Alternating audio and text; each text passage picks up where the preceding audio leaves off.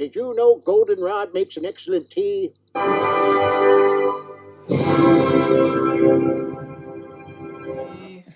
Happy birthday to me. Happy birthday, dear Aaron. Me. You are a sad, strange little man, and you have my pity.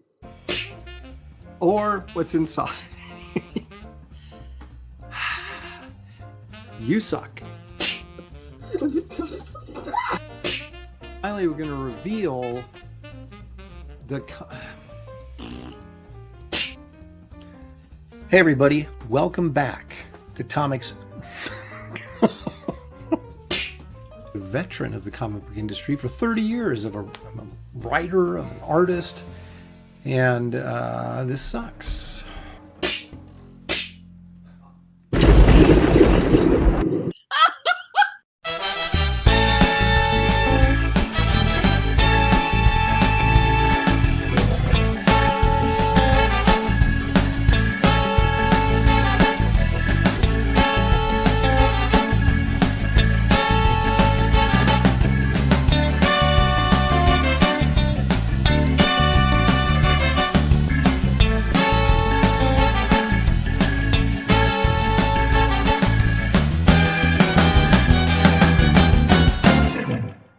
Tonight's episode, He Who Digs a Grave.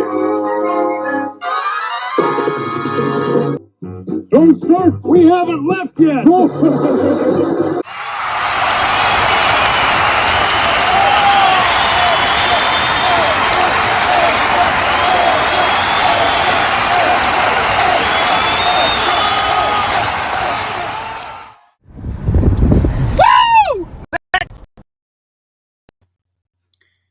Like sands through the hourglass, such are the days of our lives. Hey everybody, welcome. It's Aaron Live. It is Sunday, the 8th of September, 2024. We are knocking on the door of Christmas. I can't even believe it at this point. I just turned 60 and now I'm looking at 61 and perhaps the Grim Reaper right around the corner. But let's hope not. Anyways, not a pleasant note to start with. Yeah, so I've decided there's no way I can get through a single episode of any live stream without saying or So you're just gonna have to live with it. I tried and I thought, you know what? Why am I even trying? I'm not a professional. I'm a rank amateur doing this. What do you guys expect from me? Hopefully not too much, because otherwise you're gonna be sadly disappointed. See, I just did it again because I'm winging it. I don't have a script. I got to think, but we need to think with our mouth closed. And then when we got prepared statement, then speak. That's kind of the whole training, you know, but I just really haven't had that training. So therefore, what are you going to do?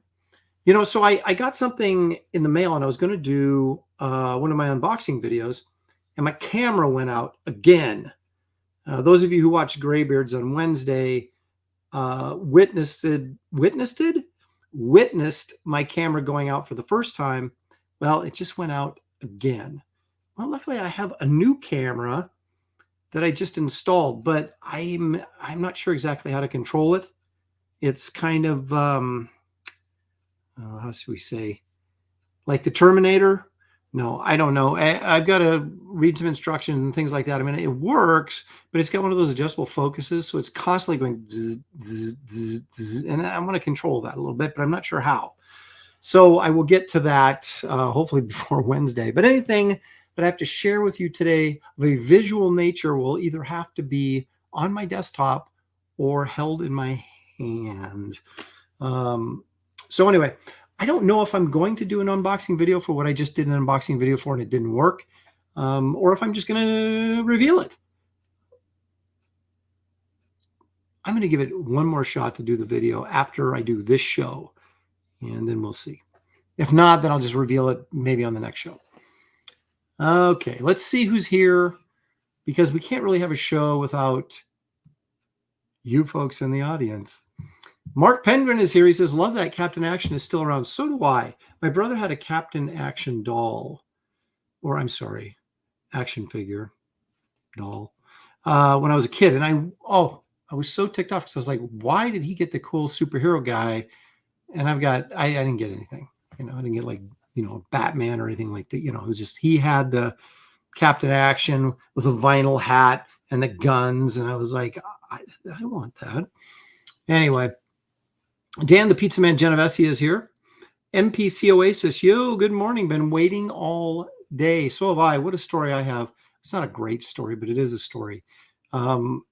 So Shelly and I were supposed to go babysit our grandson today because my son and his wife, my daughter-in-law, were going to go to a wedding.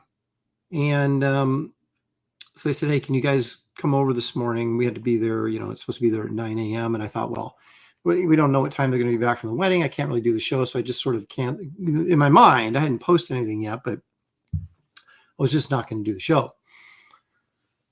Well, they called us this morning as we're getting ready to leave to go. And they said, oh, we changed our mind. We're going to take the baby with us to the wedding. And we're like, of course, this crushed Shelly because, any moment she gets with the grandkids are like very precious to her. And so she was very, very despondent that she didn't get to go watch the kid today. Me, on the other hand, was like, do you realize that I had a show and I had a guest booked and I canceled the whole thing and now I'm going to go back and do it? And so I was scrambling this morning, getting the show together. And but anyway, so there you go. That's my tragic tale. So anyway, let's see. Barbara Paulson's here. She says, hey, Aaron, what is the snack for today? Oh, you'll find out with a warning label on it as well. So Past Master Dan is here. Early sign. Oh, he's posting early sign up for Wraith of God 3, which I highly recommend you going in and signing up for that if you have not done it. It's going to launch this week. Not going to launch this week. It's going to launch this month. But but it won't be this week. I'm still working on stuff, which I'll share a little with you. But anyway, so get over there. You'll find the link in the description of this video. Run screaming and sign up early because I'll show you what you're going to get. I'll show it right now because that's the kind of guy I am. Grandmaster of art, not of anything else. Grandmaster Art to Bear did this piece. I guess someone requested it, which I'm actually touched that someone requested this commission from him. There it is, Garbage Man. I said, Art, do you mind if I turn this into a trading card? And he's like, no, by all means. See, I did a cover for Art on one of his books a couple of years ago for free, which I don't do anymore. But, Art and I go way back. So I did him the cover for free. And so I guess this is in his way, returning the favor. So this will be, I'll be colored, of course, by me. So it will be there. I said, again, it's just a thing. This will be colored by me and a trading card, but you'll only be able to get it if you sign up early and then order. If you sign up early and don't order, you don't get it. If you don't sign up, but order, you don't get it. But if you sign up early, type in your email address. That's all you have to do. And then order, you'll get this for free. So there you go. Okay, I think I've made myself perfectly clear on that front. And let's see here. Toshiro's here. Leg Kick is here because Leg Kick, of course, is almost always here. Captain Bipto. Let's see. Pantheon is joining us. Geek Easy's here. Happy Star Trek Day, is it? Every day is Happy Star Trek Day, though, isn't it? Caleb Reynolds, woohoo! Geek Easy, the Steelers won. Way to go. Oh, did they pull that out? It was 3-3 last I saw, but it was early in the game. So when I say they pull it out, I have no idea. But I usually assume most pro games are close. I haven't watched any today. I caught a couple scores, but I spent all day sitting in front of the TV yesterday watching college football. That's not true. Shelly and I did multiple projects that needed to get done around here. We didn't finish all the projects. We got quite a few done, so I was feeling pretty good. And then I sat down and watched Nebraska beat the crap out of Colorado. Felt pretty good about that. But then it's like, I can't do that 2 days in a row. So I've allowed myself to not, do you allow yourself not to do something? Or I kept myself over the years from becoming a NFL fanatic, because I can't blow my entire weekend during football season watching football. And I would do it. Buy some spinach dip, a little salsa, some corn chips, and just all day long. But I only do that on Saturdays. Aaron needs time to adjust his chair. I am fidgety is my problem. I've always been fidgety. I cannot sit still. That's why I'm constantly doing this and doing this and doing this and doing this and rubbing my nose, and I'm fidgety. Mr. Monkey Boy from 1969 is joining us. What else we got here? Dan the Pizza Man Genovese. Matthew Muma is here. Stealth X5, thanks for joining us, Stealth. Appreciate it very much. Let's see. Bretsky the Great, there he is. Fox Molder 31014. We'll just call him Fox for short. Daniel Russell says, oh, is it Shelley's return? No, she didn't sleep last night. And so she's sleeping now. Dementia is an ugly thing. And it's about time we had one. That's actually from Young Frankenstein, where he says, a riot is an ugly thing. And it's about time we had one. So that's one of the greatest movies of all time. So if you can't quote it, that's on you, not me. Judge Dredd is here. Happy something, dear Lopez. Well, thank you. So is there something going on? I mean, is today something I'm not aware of? Is it Labor Day too again? I don't know. Let's see here.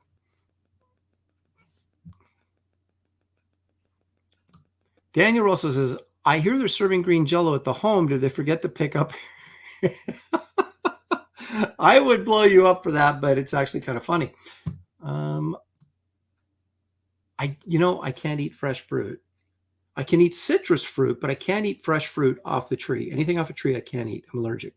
So it has to be cooked. So, because apparently whatever is in the protein of the fruit that I'm allergic to, when it gets heated up, it kills it or changes it or whatever, So I can eat like baked apples or canned apples or apple sauce or things like that have been, would do pasteurized stuff like that. What's the proper terminology? I can eat it. I'm even actually eating apple chips that have been in a dryer and, of course, in pretty high heat, I would imagine. And so I can eat that. I can eat nuts, because nuts, actually, that's not true. I can eat some nuts. Tree nuts I can't eat raw, but if they're roasted, I can eat them. But I can't eat pineapple. I can eat pineapple because it is a citrus, which those trees are different than deciduous trees. Are those the ones with the leaves? No. Are deciduous trees with pine needles? What are trees with leaves? I don't know. What am I, a biologist? So anyway, Moromi is here. There's Mark Pendgren again. Mark, of course, I forgot to point out, was the first one in, and he gets nothing for that but my great appreciation for joining the show. So thank you. Marcus Killer Group, purveyor of all things pop culture and knowledge, is joining us. Citizen Ronan is here. Geek Easy with Shelley Showtime, false advertisement. She'll be back at some point. We're easing her back in. Spaceman is here. Holy Hand Grenades is joining us. That's Deb Koth Schnelly is joining us. Says, huh? Exactly. That's what I say constantly. Huh? Let's see. Pixel Forge is here. What is that brontosaurus in the background, and where can I get one? That is a vinyl model kit. I don't know. Amazon, eBay? I can't remember. It's really old. It's at least 25 years old. As you can see, I still haven't painted it, but yeah, it's pretty good. It's cool. It's big, but it's a vinyl model. I don't think it was a garage kit. I thought it was actually like it was a series of like these dinosaur model kits, vinyl model kits. They're not a ton of pieces. There's the tail, I think, is in 2 pieces, the hind legs, the front legs, and I think the neck, and then you got the body, and that's it. But there was a Triceratops and some other things, but I can't for the life of me. I don't remember the product name. But just search, Diplodocus vinyl model kit, you know. Stealth X5 for 2. Thank you very much, Stealth. Appreciate it very much. I may have to get a Shelly puppet. That's a good idea. You know, I went for just a day on Friday. The Rose City Comic Con was this week. And in fact, it's going on right now. Well, for another hour and 15 minutes. And I didn't get invited, but that's okay because I didn't really want to go anyway. It's always right during the opening week of college football. And I always miss whatever Nebraska game is on Saturday. And they were playing Colorado this week. And I was like, I'm not missing this game.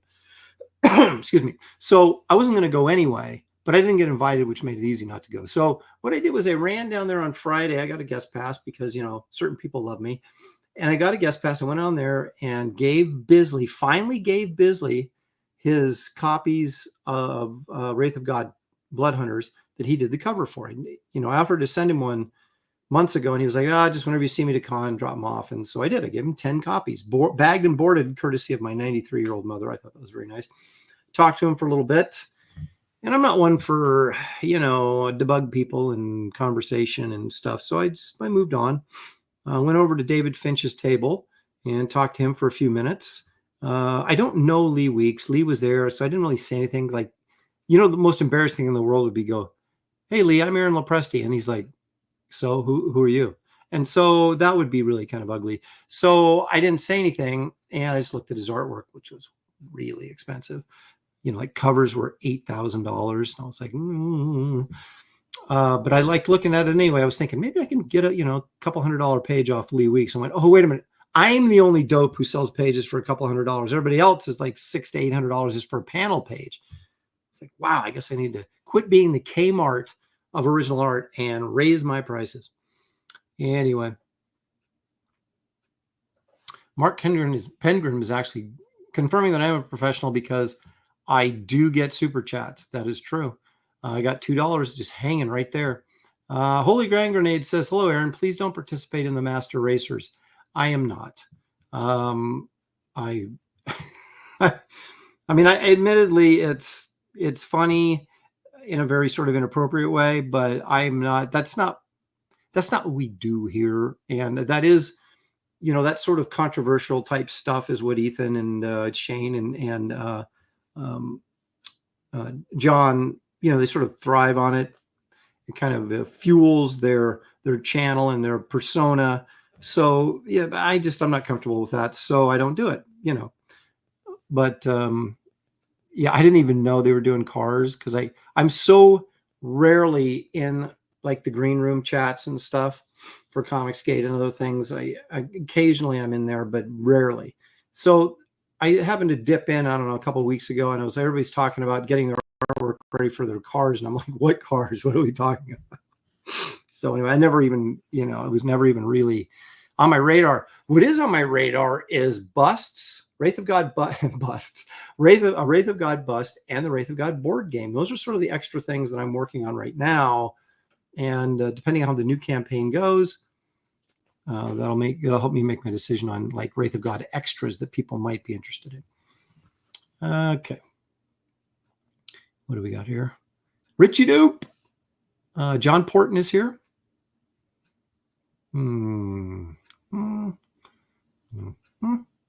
Oh, there's John Smith all the way from lovely San Diego, except he doesn't live in San Diego, but close. Yo, Aaron, hope it's cooler than here. Aaron, I hope it's cooler there than here in the OC, meaning Orange County. Yeah, but you can drive to Laguna, man, and hit the waves. I cannot. It is hot up here. It's 100 degrees. And so people are talking about the heat in Southern California. I bought some grapes today from Southern California. Holy Hand Grenade says, my body feels as slimy as my mind. Boy, that's not good. There's Bibliobob. Heard a bump in the night, so I'm listening.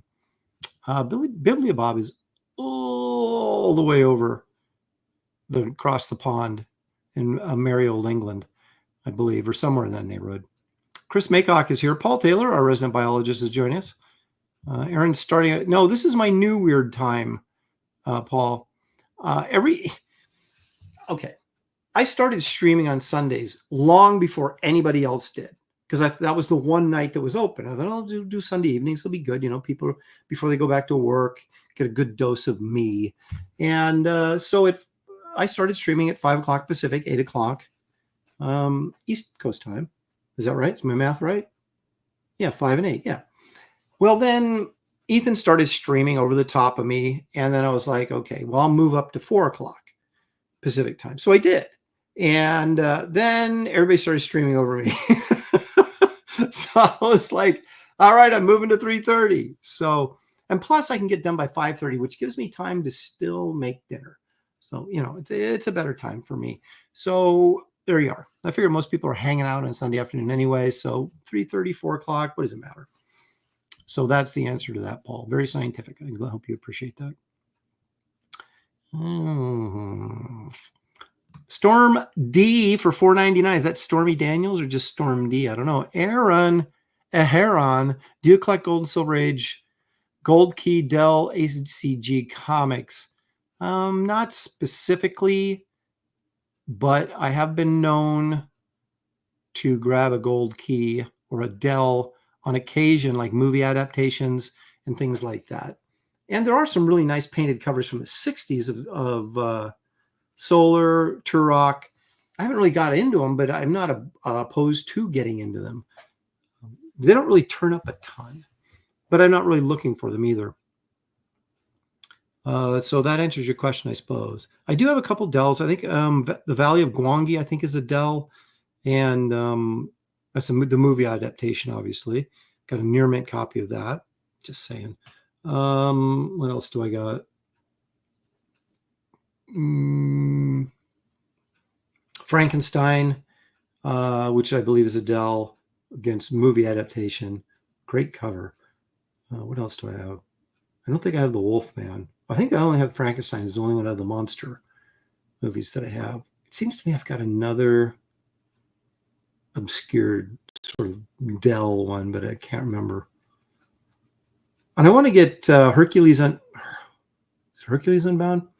Anyway, it has a John Buscema cover and Buscema art on the inside, but the only person I've seen that actually has one is charging like 20 times more than it's worth. So I'm like, forget that. But there's a few things. It covers. I think he did Helen of Troy. I think Buscema did Helen of Troy, which was Adele as well. Adele as well? How about that? Isn't Adele a singer? I don't know. Anyway, let's see here. Who else am I forgetting? Look at all those comments. Very chatty today, people. Green Jello is the worst flavor. I have to agree that it actually is. MPC Oasis is here. Richie Duke says Aaron is more peculiar than Anna. I don't think I am. She's very peculiar. Jonas Olson, all the way from one of the skiing countries. Let's see.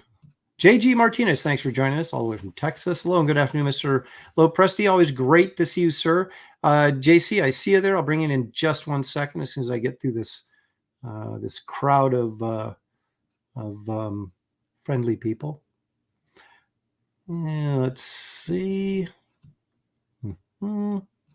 Carry the forward. Divide. Ronan, I watched Star Trek the motion picture last night and it was good, but Wrath of Khan is better. That is correct. That is the correct answer. Thank you very much. And now we're talking about Star Trek, which is, that's fine. Everybody should talk about Star Trek. I think I got everybody.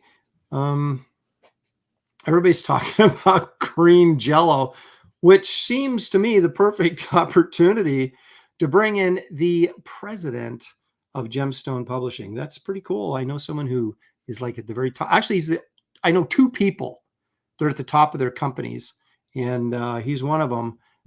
Put your hands together, please. We won't hear you, but I'll know in my heart that you're doing it. JC Tex Vaughn. Welcome back, JC. Hola. How you doing? I am. I'm overall pretty good.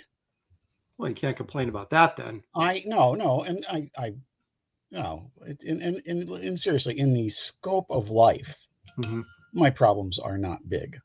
I have frozen shoulder right now, but thankfully it is my left shoulder. And wait a minute. Did you have surgery? No, thank goodness. How did you get that? without surgery. Apparently, it's something that diabetics are prone to, and they don't know why. So it's rather delightful, but on the other hand, it is something I can take care of with PT, and I'm happy to do that. That's what I was going to say. Physical therapy will take care of that, right? So yeah, okay, yeah, and I sort of addressed it fairly early in the problem because I thought it was like a tear, a muscle tear, and I've got a really good orthopedics guy at NYU in the city, and he took a look and like immediately came up with frozen shoulder, and the MRI and X-rays, agreed. So, off to PT, and I've got a good PT guy because I've done other stuff to myself too. So it's all about who you know. So you there's a lot of stuff I want to talk to you about, because I always do. You're like one of the most knowledgeable guys in comics, and we start talking about comic history, and we could go on for hours. And we could and have before, and will again. Who's to say we won't again?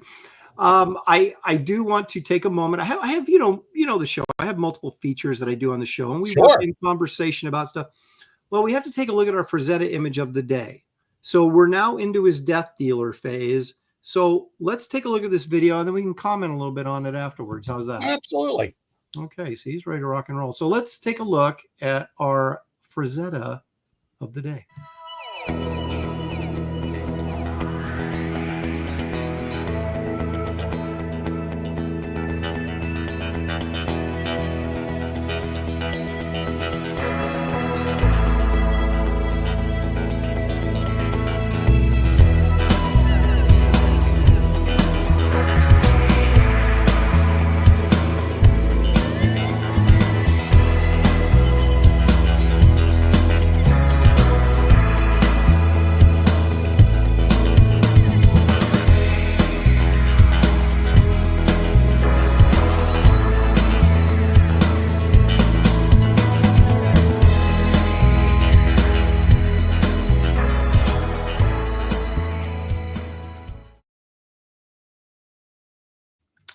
That's a terrific painting. I love the energy, the pose. I love the color, as dark as it is. He uses, that red kicker light coming in. There's blues. There's a lot of, considering how dark it is, there's a lot of subtlety still in it. Yes. Now, the interesting thing I found about that is, and I didn't do a deep dive, so if you know different, you can surely feel free to correct me. But the first Death Dealer painting he did, which we looked at last week, and it was for a paperback collection of Sword and Sorcery, an anthology book. In 1973, he apparently did not revisit this character until 1987, which was Death Dealer 2, which was that painting right there. Actually, he painted it in 86. But then you have a comic being published in 2007 through Image, and then another one the Frazetta Girls did on 2022. With Opus Comics. Yes. So I thought it was really interesting that he'd come up with a character like that, but didn't really start exploiting it until, 13 years later after he did the initial one. What's interesting to me is how Death Dealer 2 looks like a very logical next step. Mm-hmm. And I'll give you a really weird analogy. In the 90s, Blondie comes back and does the album No Exit. Okay. And it sounds like what they would sound like if they had just kept making albums. It was like literally like they didn't miss a beat. Mm. They, matter of fact, probably ate to the beat. But to me, that's when you see the Death Dealer in such a long stretch between the two, it's like there's no intervening time. I mean, it's not like he got more Frazetta-ish. It's just he's still super powerful artist, coming up with this one of a series of paintings and the prelims and stuff like that you look at and immediately you want to know the story. Mm-hmm. Yeah. No, that's a good point. I mean, he was rolling into the 70s and still was kicking butt into the 80s and a little bit into the 90s as well. So, and not that I am intrigued by the Death Dealer, but I did have Dan Lawless do this cover for the guy. That was a great one too. I mean, I love that cover. So, yeah. So, I see the death dealer, and I feel immediately, sorry, sidetracking here. I feel immediately obliged to answer Spaceman's question. Oh, is JC from Texas, or is the nickname from something else? Curious, because I grew up in the Dallas suburbs. What part of the Dallas suburbs, Spaceman? I grew up in Hearst. There you go. So even though you're an East Coast guy now, you originally I was born a Yankee. I'm an adopted expatriate Texan. Okay. I always say I'm an adopted expatriate Texan from Pittsburgh, living in New York. Okay. Well, I mean, that's you got your geography covered, at least in the States. Some of it I leave out. For good reason. Yeah, absolutely. But the whole thing for me is if I picked a place where I'd rather be, it's Texas. On the other hand, my home's wherever my better half is. Mm-hmm. I'm fortunate enough that the work I do, I can do remotely, and she's a director of radiology at NYU Cancer Center. So, well, yeah. So I'm guessing that is that where you end up? The NYU Medical Center, is that where you go then? You get the NYU is all over the region. And matter of fact, they've even got some stuff in Florida now. Mm-hmm. They have I guess I don't know if it's the right terminology. It's acquired, but Winthrop University out by us on Long Island is now part of their medical system. And so I do my PT very close to home. Mm-hmm. But for most of my main doctors, I go to the city. I got you. Nicholas Gear says, weird seeing this JC guy here. I just took a book from a guy just backed a book with a guy with the same name. How about that? That is awesome. Thank you, Nicholas. I'm a big fan of Nicholas's Relentless Tin Soldier comic, and I'm looking forward to more.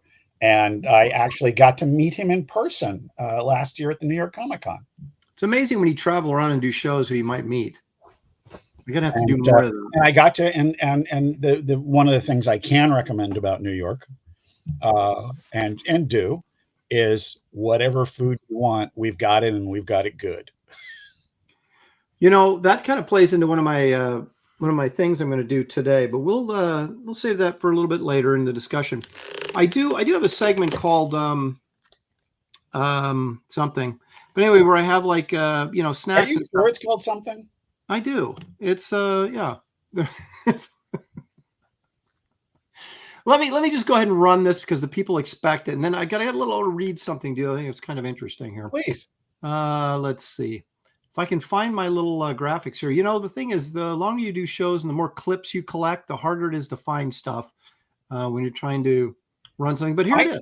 I traditionally have been very good at file names, but looking over the last 6 months, I just had to reach out to my designer and say, this is totally on me. I got no idea where this stuff is. Help me, please. Anyway, here we go. Let's all go to the lobby. Let's all go to the lobby. Let's all go to the lobby to get ourselves a treat.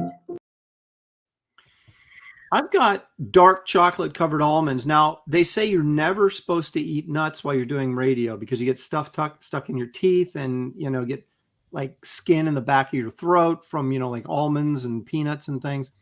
But I'm doing it anyway because they tell me dark chocolate is healthy for you. I've heard that. So there you go. So I buy this little package, chocolate covered almonds. Look what it says on the label. Warning. Consuming this product can expose you to the chemicals including, but not limited to, acrylamide, lead, and sulfur dioxide, which are known to the state of California to cause cancer and birth defects or other reproductive harm. For more information, it gives you the website to go to. But I think it's important sometimes to challenge the chemicals in our food, JC, and just see who wins. I can understand that. I've clearly lost the battle with caffeine, but I can respect that. Well, and you also wonder, coming from the state of California, Yeah. It's probably true, but is it true? I mean, Yeah. I don't know. Like in what quantities? Exactly. Because if these are lead covered almonds, probably going to have a lot of lawsuits. So I'm wondering how dangerous this really is, but we'll find out maybe in the long term. But I'm not going to buy any more of these not because of the warning label, because these are $8. Are you kidding me?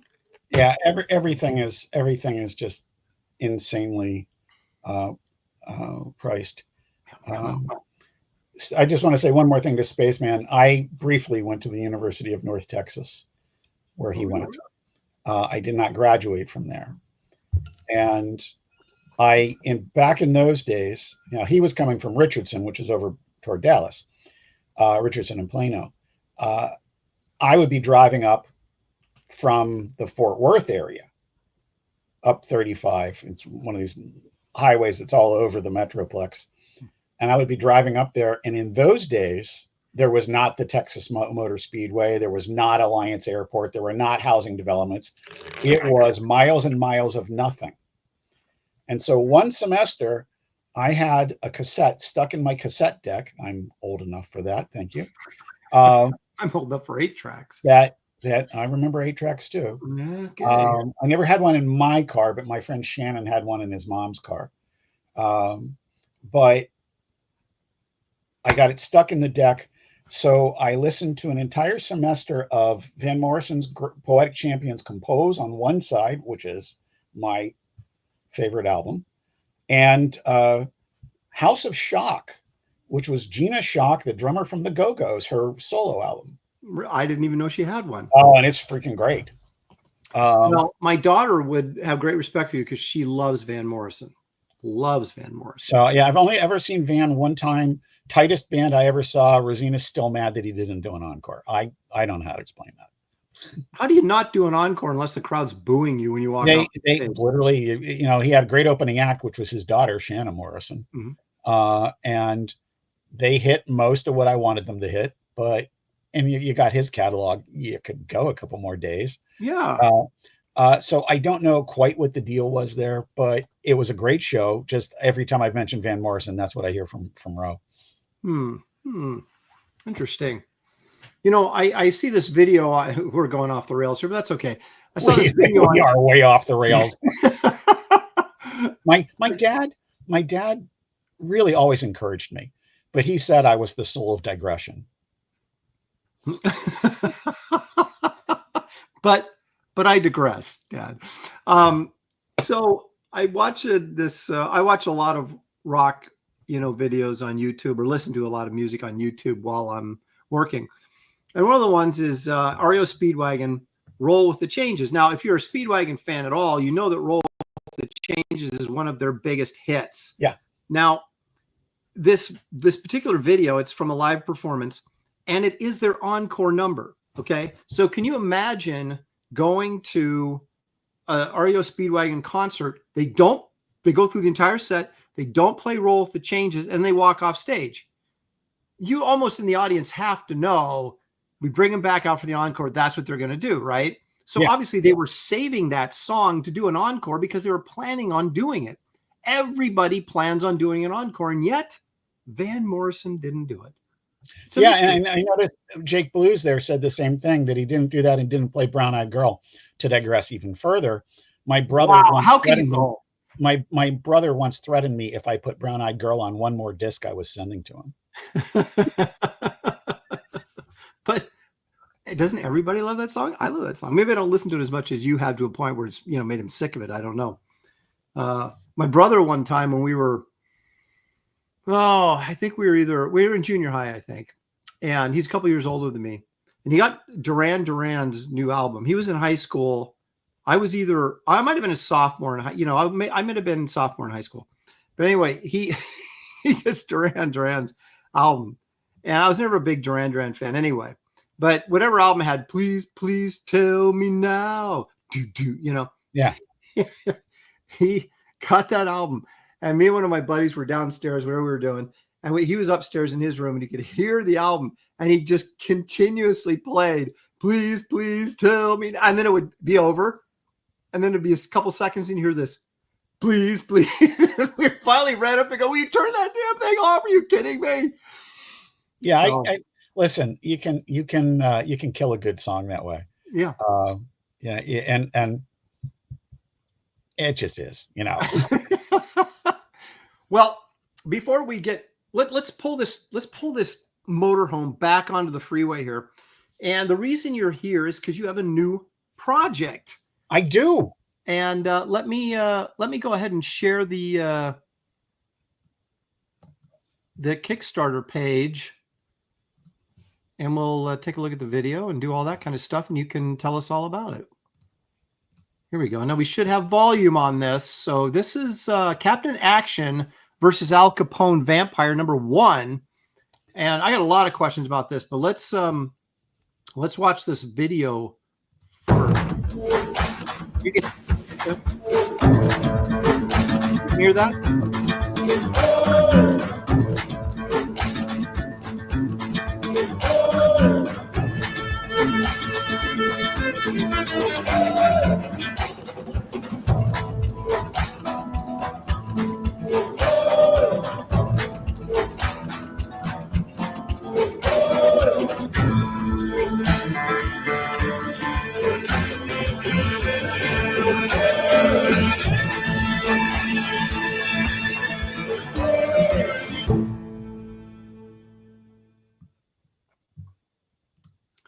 All right, give us the rundown on this project and what people can expect and what they can get from you.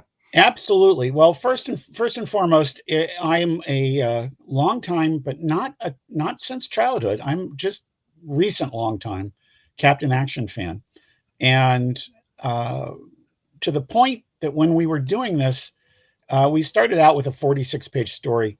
And the guys, Brendan and Brian, just reached out to me and said, hey, we'd really like to extend the fight sequence. There's not enough Al Capone in this, because I was trying to be very careful and not favor my own character on this. And so we put a little more Capone in there, and it works out great. And it's not that Capone didn't have some great scenes. He does. But I'm really excited by this because Captain Action has a really cool comic book history, though it's never lasted very long.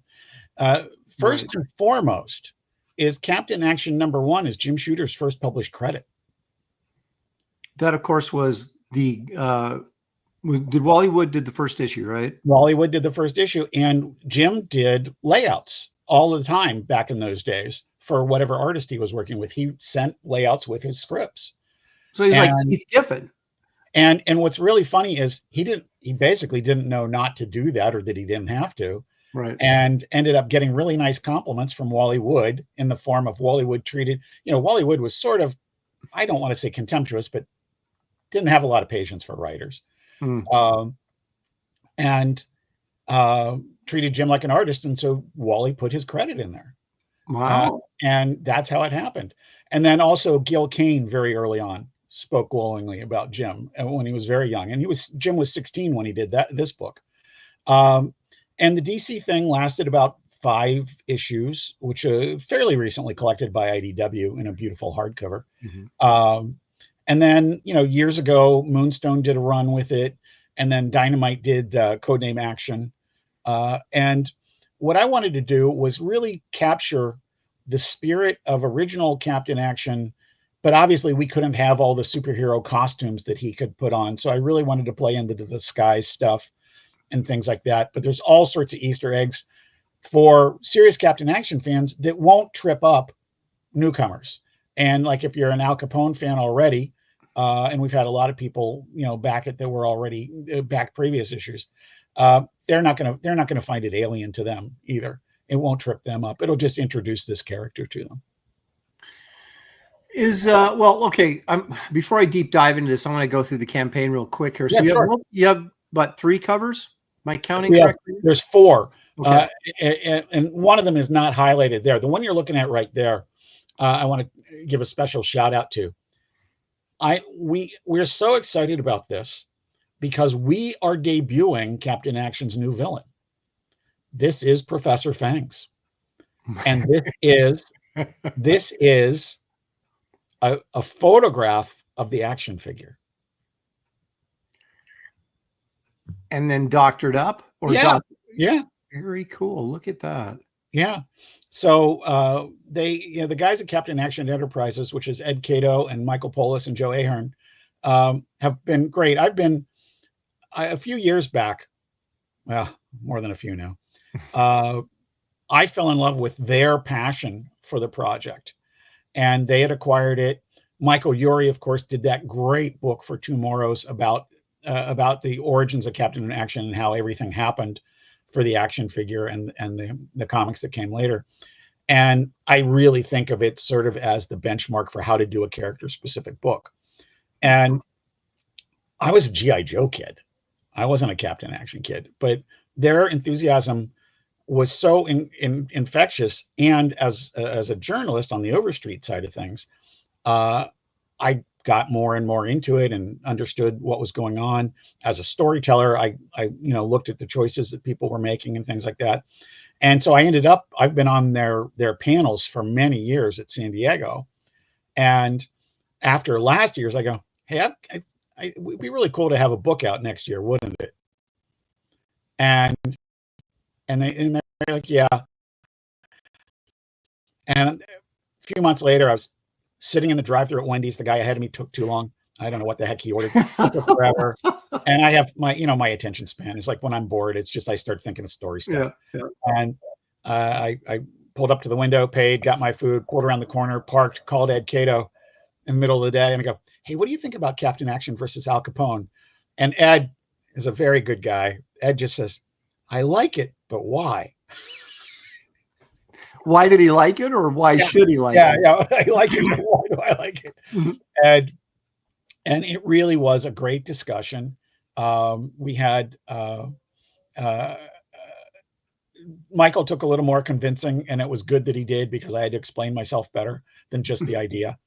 And what I wanted to do, and my big time goal in this, is I want to do a crossover that doesn't violate either property. I want Punisher versus Archie,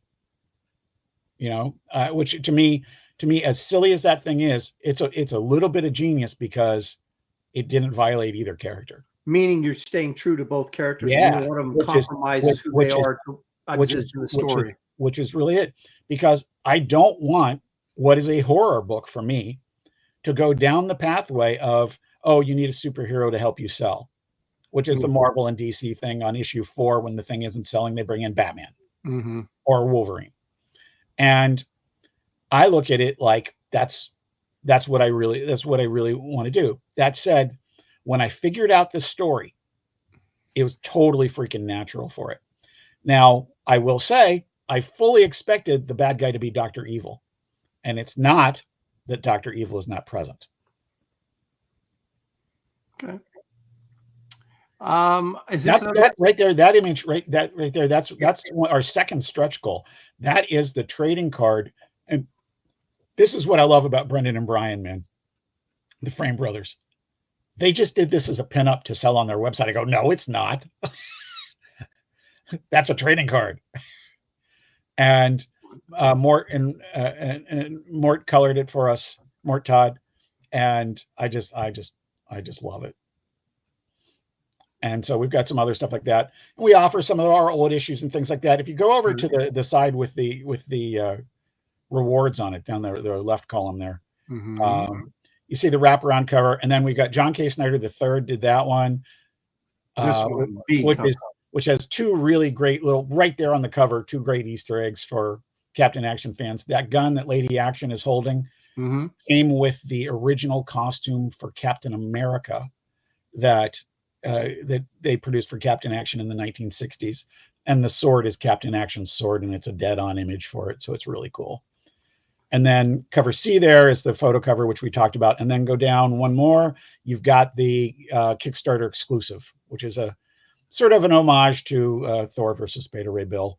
We always we always have some homage cover going in there. And you can get all the covers, and you can get, there's a couple of sketch covers that Brendan and Brian have done. There's some original art. In had a couple queries over the weekend of adding digital, which I have not done in a long time. So I'm thinking about that, and I need to figure out how to answer these folks. And then then if you scroll down a little bit more on the regular and the other main column, you'll see some of the preview pages for it. Now you sent me a PDF of the entire issue. No, of 29 of the first 31 pages. Okay, well, that's a lot. You obviously don't want to reveal all that. Yeah. And one of the things I'm trying to do in here, and you can see that there's color elements to it, but I really wanted to do the pre-credit sequence in Casino Royale, and really establish the espionage Mission Impossible kind of feel to this thing. You know, not exclusively black and white, but largely and tonally black and white until we get to the splash page. And I'm real happy with that sequence. And no, that's a cool idea. I really like how that looks. And I also I'm really big on avoiding catchphrases unless they fit. And I got to that bottom of page 4 and Lady Action saying, "This is a job for Captain Action." That just made me so happy. Well, sometimes you do something like that for the nostalgia feel of it and understanding, who the characters are and what they mean in the, pop culture environment. And so you can drop something like that and it kind of makes people smile. Yeah. What's really fun for me is I really, really seriously try not to do it unless it really fits. I was asked to pitch years ago when Acclaim had the Sliders license for the TV show Sliders, which the pilot is to this day one of my favorite pilots ever. They wanted to do a Sliders Quantum Leap crossover. Oh, and I wanted to avoid catchphrases, but in my pitch, I got to the end of it was a 2-issue thing. I got to the end of issue 1. And the only thing for Scott Bakula's character to say was, "Oh boy," which was totally straight out of the show. Right. And it felt so great. I always thought that was like it's really funny that even though the thing didn't happen, it was one of my bigger breaks because I was getting rejected with a better class of creator. Yeah, I mean, I was in like Mark Waid, Peter David, all this stuff like this. And the thing ended up not happening, but look who I got rejected with. That's right. It's not my fault. It's your guy. You guys can't get it done. Then yeah, I mean, it's just I felt pretty good about that for a while. So, but this looks really cool. You'll find the link, guys, is in the description of this video. Take you right there if you want to get over and check this out and back it. I know this is how many Al Capone Vampire projects is this for you? 3 or 4 now? Well, we've done. Let's see, we did 4 so far. Okay, we did issues 1, 2, and 3 were crowdfunded. That actually became 1, 2, 3, and 4 in the comic shops. Okay, because 3 was double sized.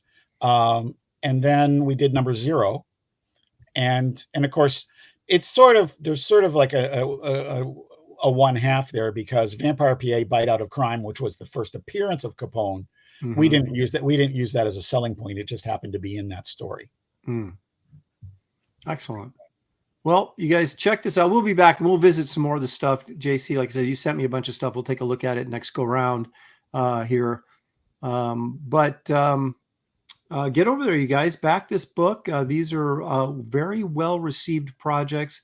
The people that do take the time to buy these and read them enjoy them quite a bit. So be counted among them. And listen, we on your channel, quite understandably, there's a lot of let's say intently Indiegogo folks, and totally understand that. And I follow Billy's no fan left behind philosophy, and I will have an Indiegogo probably this week. I just don't know for sure. Okay. I'm building it around my PT schedule. Well, let me know and we'll post it around as well when that gets up and running. You're more industrious than I am. It's like, do I want to open up 2 campaigns at once? It's just the idea gives me a headache. But I know I probably should, but well, we'll see as time goes on. Alrighty. So one more question I want to ask you about this though, since we're here. So the guys that that own. Are Brendan and Brian the guys that own the rights to Captain Action, or are they just guys that work? Okay, no, that's so guys I was just talking about. Captain licensing, Action Enterprises is Ed Cato and Michael Polis and Joe Ahern. Okay, so how did this come about? I mean, obviously, Yeah, you know literally, these guys, I wasn't being facetious. It was literally, I was in the drive-thru at Wendy's and was getting bored out of my mind, and I called Ed as soon as I got around the corner and said, "What do you think?" So you obviously know these guys well enough. Yeah, absolutely. It's really weird. That's sort of what I was alluding to before, but let me say it bluntly. It's weird that I'm such a detail-oriented guy on Captain Action because I was a G.I. Joe kid. Right. But their passion is what's excited me about it over the years. The fact that there's a lot of guys out there, like, let's talk like Amazing Fantasy 15, first appearance of Spider-Man. If you take the mint in box Captain Action Spider-Man costume from the 60s, there are maybe 5 mint in box copies of that. That's how rare some of this stuff is. I'm fascinated by that. And to me, if you're going to say, well, I can't collect every Marvel comic, but I'm going to collect Spider-Man. Well, do you mean you're just collecting Spider-Man comics, or are you really collecting Spider-Man? Because if you're really collecting Spider-Man, then you got to get the Captain Action outfit. So I'm fascinated by that stuff. Okay. Now, I vaguely remember, because I was basically, I mean, I was born 64, but I was basically a 70s kid, you know, when I was actually old enough to be aware. And Batmania would have faded by the time that you were getting really cognizant of it. That's sort of the same thing for me. I'm a smidge older. But my brother got a Captain Action. I mentioned this earlier in the show, got a Captain Action figure doll, whatever they're called. Yeah. I was very jealous of him because it looked really cool and he looked kind of like a superhero. And I was, you know, even at a very young age, I was into that kind of thing. But when you say the Captain Action Spider-Man costume, are we talking about like a Halloween costume, or are we talking about a figure? I'm talking about the action figure. Okay. His power was he got a costume of a character and he became that character. How did they work? They had a license. They had licenses from Marvel, DC, and King Features.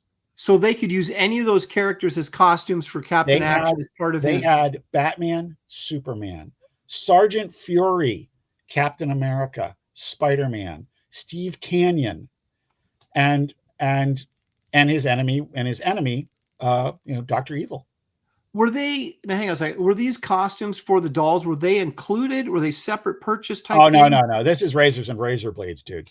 This is Barbie. This is G.I. Joe. This is all the thing comes from sell you the figure, and then you got to get all the stuff for it.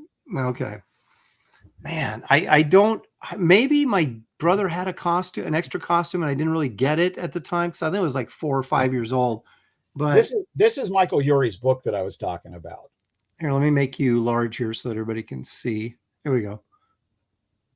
I see. So you could get all those crazy outfits for him and make him what it was almost like Dial H for Hero. So look at that. So you had the Captain Action figure, then you'd go and buy this to make him Captain America. Absolutely. Wow. Or the Phantom. As Paul Taylor called that. Paul must have had one as a wee lad. Lone Ranger. They literally had everybody's license to do this. Incredible. Steve Canyon. I mean, think about that, man. Well, no, wait a minute. So do they have separate heads that would snap on the figure for the mask? They were masks. They were actually little masks for the figure. Crazy, man. Wow. I didn't understand. I didn't realize it was this expansive. Holy crap. Look at that. Sergeant Fury. Seriously. And this book is just a wonderful resource. If anybody, I don't think it's still in print at all, even softcover. But it's from Tomorrow's, and it is worth seeking out, even if you have just a passing interest in what I just said. You live in the collector's market, obviously, because that's your business. I do. How much do those costumes go for if they're in box? Listen, the mint in the box stuff can go for thousands. I quite honestly think if you look at scarcity like you and I would from the the prospect of or perspective of a comic book. Mm-hmm. These things are infinitely more rare, particularly when we talk mint in box, and they're just the coolest. And the whole thing for me is, I'm not really. I don't think it qualifies for nostalgia because I never knew this stuff as a kid. I'm just really impressed with the genius of the guys doing something we could never pull off today, which is simultaneously licensing Marvel, DC, and King Features. That just blows my mind. I had no idea. I mean, I knew he was a costume doll and everything, but I had no idea you could swap out like that, and that they had all these licenses. Yeah, and you get Action Boy and Dr. Evil, and there's all these other costumes and stuff like that. It's just great. Wow. Now I want to go back and relive my childhood and get all this stuff, and then not open it and then sell it for big money right now. That would be my plan. Yeah, I mean, seriously, the temptation to me would be to do something enough high profile that people realized, so supply and demand would take effect. I don't believe in ginning up markets. I'm really very against it. Mm-hmm. But at the same time, when you say factually, hey, there's only 6 of these in 9.6, mm-hmm. or there's only 5 of these, all of a sudden you're like, wow, that's pretty freaking rare for one of the most popular characters in the world. And I think that there's something to that. You know. Well, speaking of something rare, check this out.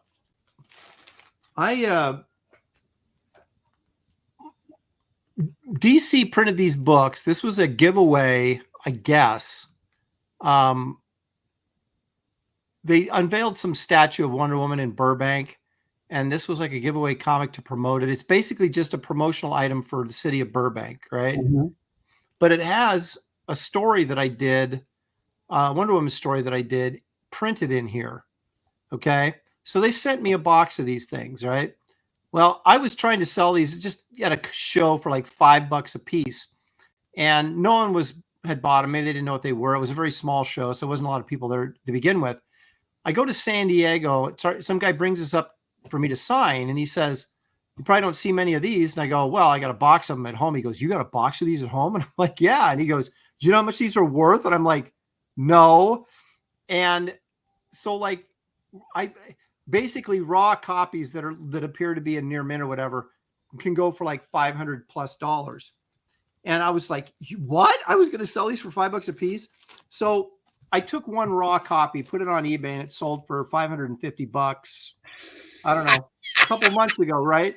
So then I took my other really super nice copy, because unfortunately I got a box of them, but a lot of them are dinged and stuff. Yeah, you know, sure. I really got the clean copy, send it in. I was hoping for a 9.8, but I got a 9.6. So this is going up on eBay tonight. Starting bids at $9.99, and we shall see where it goes, Jason. I think that's great. Send me the link on that. I want to follow that one.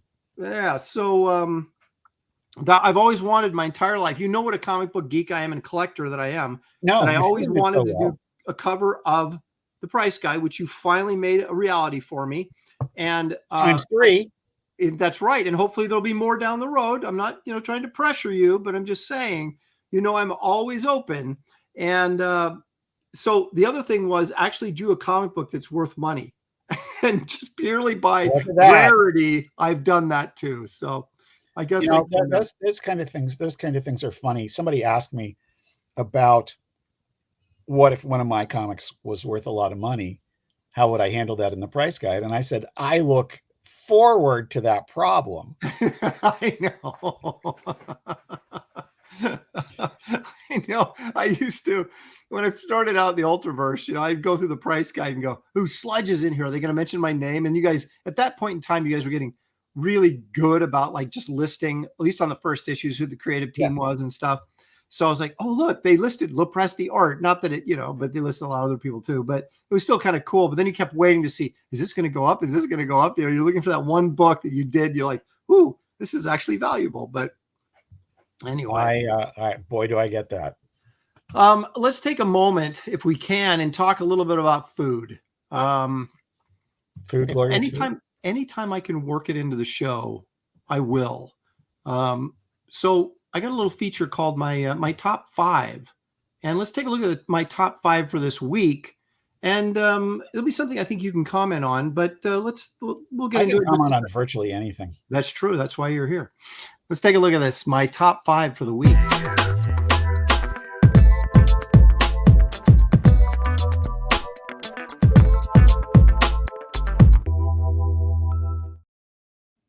All right. So I started thinking, we've traveled around a lot. We've done a lot of shows. What are some of the favorite places that I've eaten at these different locations?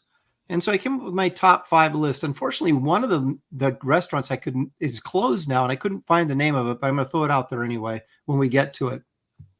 But I'm going to throw these out there, and then I'm going to get some names from you as well, places that you've maybe gone to that were, memorable for you. But let's take a look at my number 5. All right. So did you ever go to the SuperCons in San Jose when? No, I did not. I always felt like I missed out there. They were actually really good art shows. Steve Morger and Steve Wyatt. Their reputation was excellent early art shows. Yeah. And it was funny because you'd have huge name guys there like Adam Hughes and Travis Charest and, me, Nino, guys like that, and it never seemed like their shows were really big, well attended, but man, if you were looking for artwork, those are the shows to go to. Absolutely. But in the San Jose area, there was, and I don't know if this really counts because it's not really a restaurant, but it's a bakery. And did you eat there? Yes. It counts. Many times did I eat there. It's called what's it called? The Bijan Bakery and Cafe in San Jose. Looks cool. Yeah. So it was really long. It was right kind of this little mall area that was, I don't know, a quarter of a mile from where the convention site was. And so in the evenings we would go and, you'd walk through this kind of mall area, outside mall, and most of us would end up at PF Chang's or someplace like that. But on the way back, this was sitting there. And it's really interesting because as you can see, it's not very deep. You go in the front door and you've got about, maybe 5 to 6 feet, but it's super long with these display cases with cakes and pastries and all sorts of fun, delicious goodies. And it was one of the places that I always had to hit every time we went to the show and get something that I probably shouldn't have eaten, but always did. So I wanted to throw it out there as one of my favorite spots that I haven't been back in years, but I think I did like 3 or 4 shows there, and always found my way stumbling upon this fine bakery there in San Jose. I had one like that, and it was really small. It was just the little bakery in the Sofitel Hotel right across the street from the Rosemont Convention Center that was Chicago Comic-Con that became Wizard World Chicago. Yeah. And go there for early in the day and get a chocolate croissant was just a glorious thing. I've been to a few restaurants in Chicago when I went to the Chicago shows, but I don't remember any of them. Went to a really, really great steakhouse. Went to Morton's and then another one that was downtown when I was there for C2E2. Mm-hmm. Yeah, I haven't been back since the last time I went to Chicago was, I think it was 2019 was the last show before it was literally like a month after they shut everything down for COVID. Okay. And so it was like that year. And I remember, I think with Larry Gaiman over at DC, I think we went to some Italian restaurant that was really good, but I for the life of me can't remember what it was called. But so that's kind of my precursor to picking out these 5 spots is actually remembering them.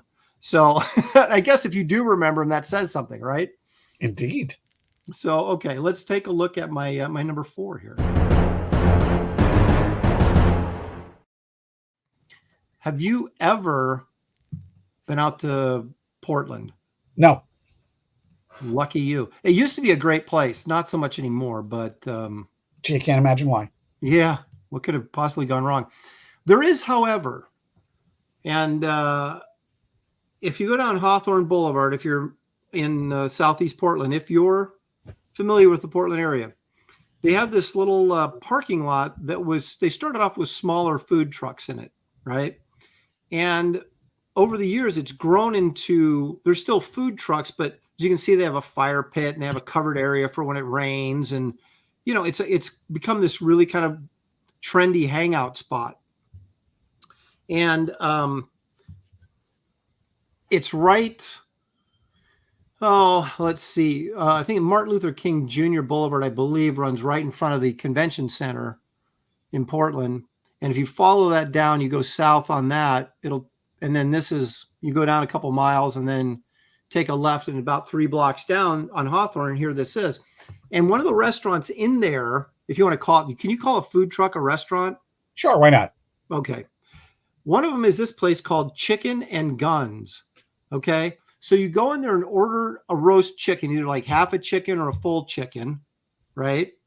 And they're delicious. But then they have the guns, which are basically chopped up potatoes that are fried. And then they have these wonderful sauces you can dip the potatoes into. So they're like JoJo's, but like homemade JoJo's. You know what I mean? They're like really, really good. And so you have this delicious thing where you've got the roasted chicken, which you can dip in these dips. You've got the fried potatoes, which you can dip in these dips. And it doesn't sound like much, but I'm telling you, so good. And apparently they've just opened up a brick and mortar, as they call restaurant somewhere in Portland, to augment their, it doesn't look like a food truck, but this actually is a very well dressed up food truck. I get it. And not only that, I can see the augmenting it if the thing has a stable enough audience. Why not? Why would you ignore that? Exactly. And like I said, they've made this, there's probably 1, 2, 3, 4, 5, 6, 7 food trucks in this little area. But like I said, they made it this little sort of, dining. Sort of like an enclave there. Yes, exactly. And everything's dressed up. And when I first started going there, my son was in junior high and we were watching one of those, it wasn't a food, it might've been a food. It was either Discovery Channel or Food Network, one of those things where they were like, going around and finding the best whatever in the country. And I think it was desserts or something like that.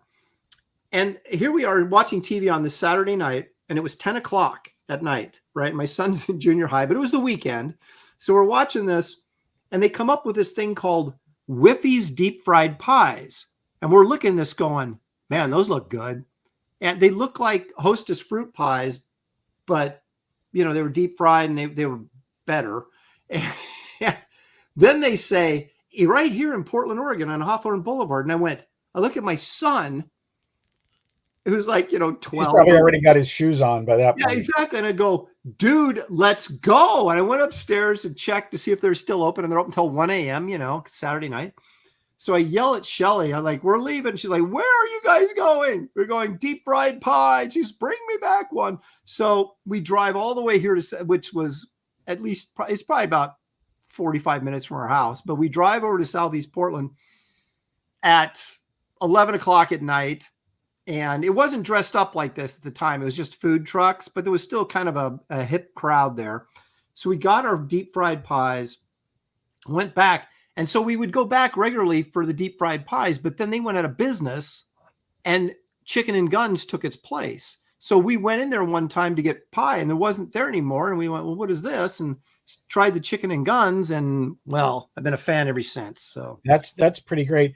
Before we go on to number 3. Yes, sir. I want to say thank you to Marcus. Marcus, I did see that you had backed the campaign yesterday. I was about one of the only times I checked on the things yesterday. So thank you very much. Yes, you guys. And again, the link for Captain Action versus Al Capone #1 is in the description of this video right here, right now. So get in there and back that. And if you want to get another great read, courtesy of our friend here, JC Vaughn.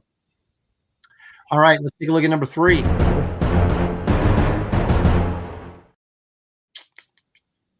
What is it? Oh, okay. This is a place I'll bet money you've been to. And if you haven't, you're going to have to explain yourself why you haven't been there. Because we're going to New York City. Okay. If I can find the right button. All right. Tell me you've been there at least once. I have not. And it really comes down to I did go and it was super crowded. Well, I can see it like, yeah, I don't want to go wait in line, or I don't want to, yeah, I can see that. Usually because listen, I'm only 40 minutes outside of the city by train.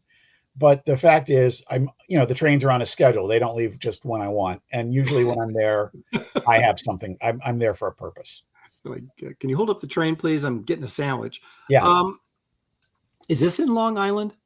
Because it's in one of the boroughs just off of if you're going east, I think, away from the Statue of Liberty, if you're like in Battery Park, kind of that area.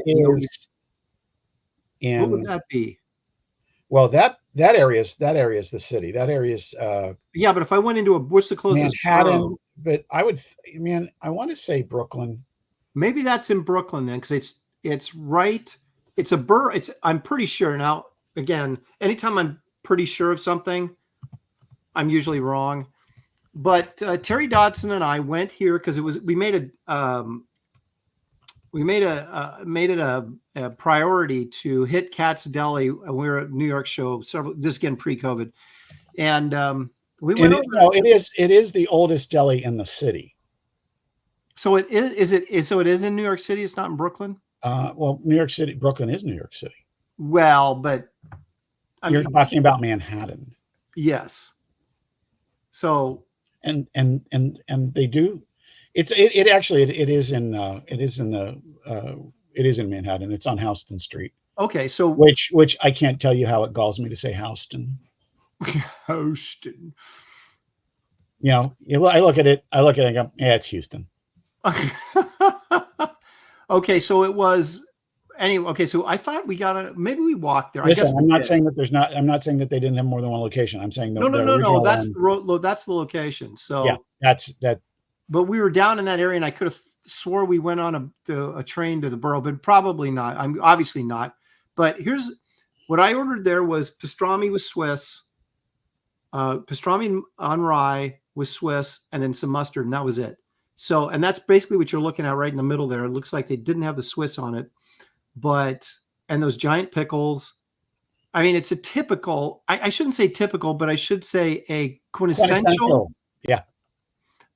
New York deli, and very much a New York experience. Yes, and here's what I said earlier.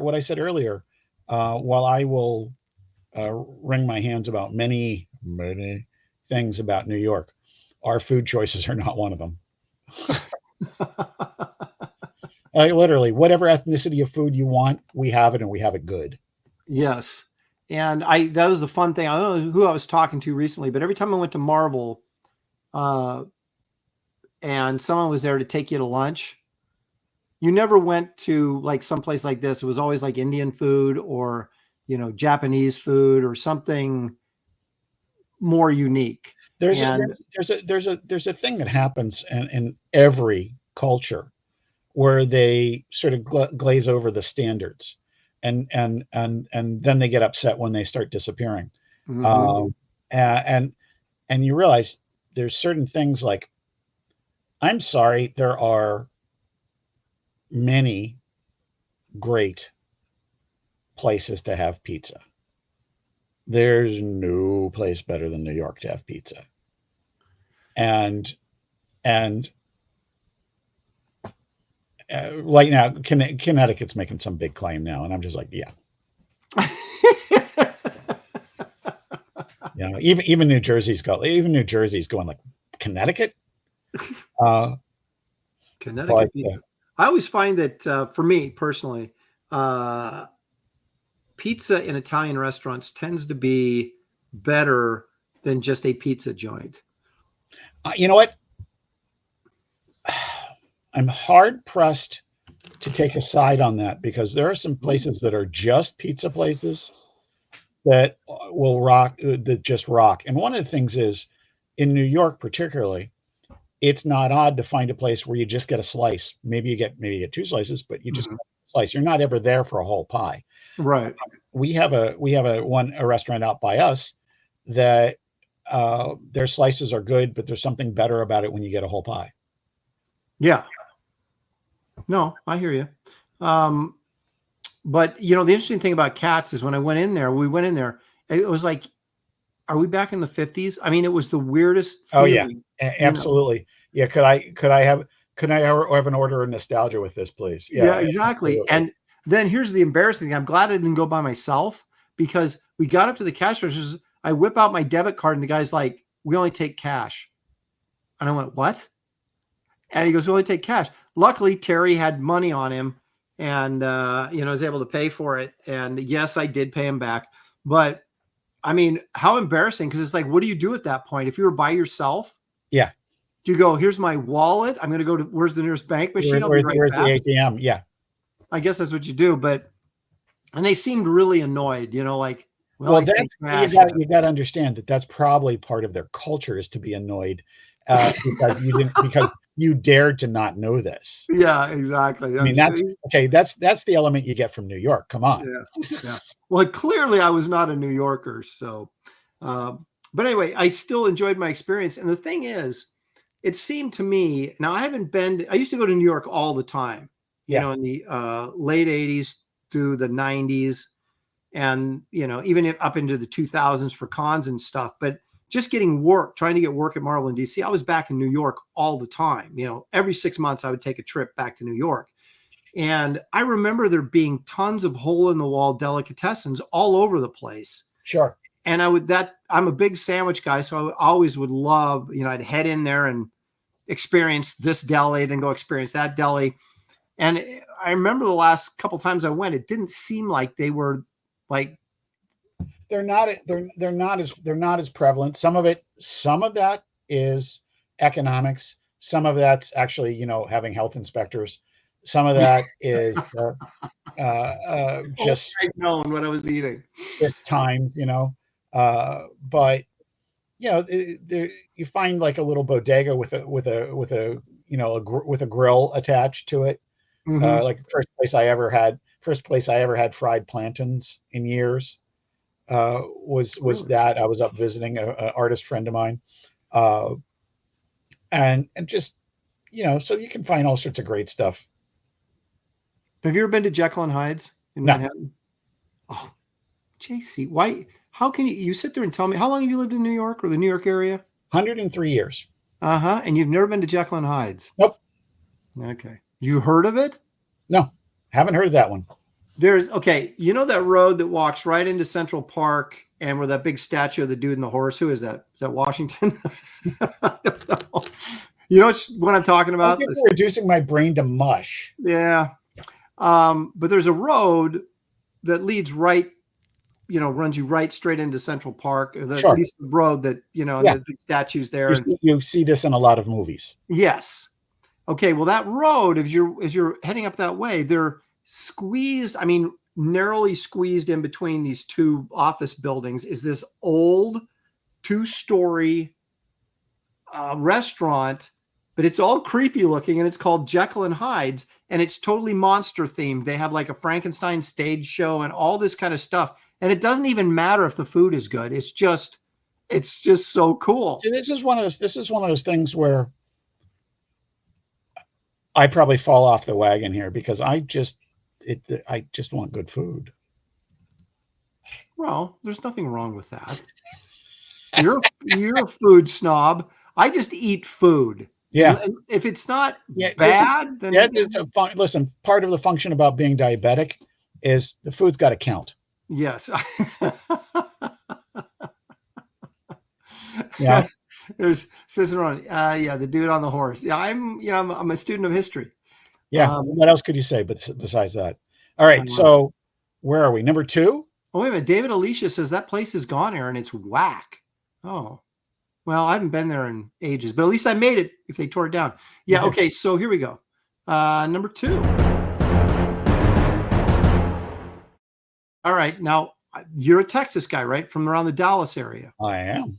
All right. Have you ever heard of this place? I was in Irving, Texas to do the North Texas Comic Book Show. Okay. Which was a one-day show, which I found was really interesting that they brought a bunch of us out for a one-day show, but it was a good one-day show. And in the evening, we went to Hard 8 Barbecue. I have friends who go there. I have not been. Okay. Well, but you're aware of it though. Yeah. So I'm pretty sure this is the right place because it's got a big aluminum roof on it. There's like these wooden, almost like picnic table areas. And there's some seating areas and they have this buffet thing. But when you get in line, you go around kind of the back and you get in line and they have these 2 giant grills back to back like this with all this meat cooking on it, right? And baked potatoes. So here you can see they've got some sausages here, there's some chicken, different cuts of beef up in here. These are the potatoes here. And you basically go in there and it's weird because you're like, I want one of everything. And obviously you can't eat that much, but you start, having to go, give me some of that, give me some of that, give me some of that. And then you go, and then they take the plate, right? And you see this little window right here. There's like a scale on there. They put the thing on there. You're like, holy crap. How much did I just buy? Yeah. $453 worth. Yeah, exactly. Worth of meat, There's my best friend for a long time worked for Citigroup in their office in Long Island City. And I went down there to meet him for lunch one day. And we went into a barbecue place that he said was really good. Mm-hmm. And I confess that I have not found much in the way of good barbecue here. I'm not saying it doesn't exist because, like I just said, you can find pretty much anything good here, food wise. I walked in the door and I almost wept. It smelled so good. I was tears away. Oh, I was just happy. I have no idea if it survived. I have no idea if the place survived COVID. I don't remember what its name was, but it did the trick for a couple of years. Well, the funny thing is you get all this meat piled up on your plate and then you go out the window and that's why it's important to go to these places and scout them out, so you know what you're doing.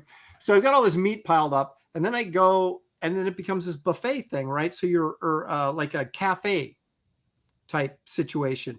And so you put your tray with all your 15 pounds of meat on it and you start scooting along here and there's all these different side dishes, potato salad or macaroni salad, baked beans, all these kind of stuff and desserts.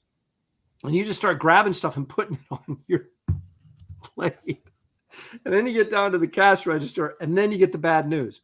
But it was incredible. And by that time your mouth is watering, you're even hungrier. And you're less likely to say, take this off my plate. No, you're just like, whatever. I don't care how much it cost. Here's my card. Ring it up, baby. But it was good. And and very memorable.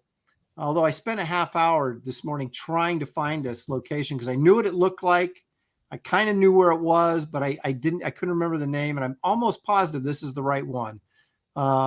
So anyway, the Hard H barbecue gets a little bit of love from me today, but it's not the number one choice.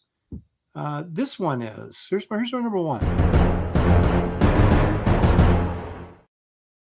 Now, this is the one I can't remember the name of, and unfortunately it went out of business, but it's still worth mentioning because we went there so frequently at San Diego.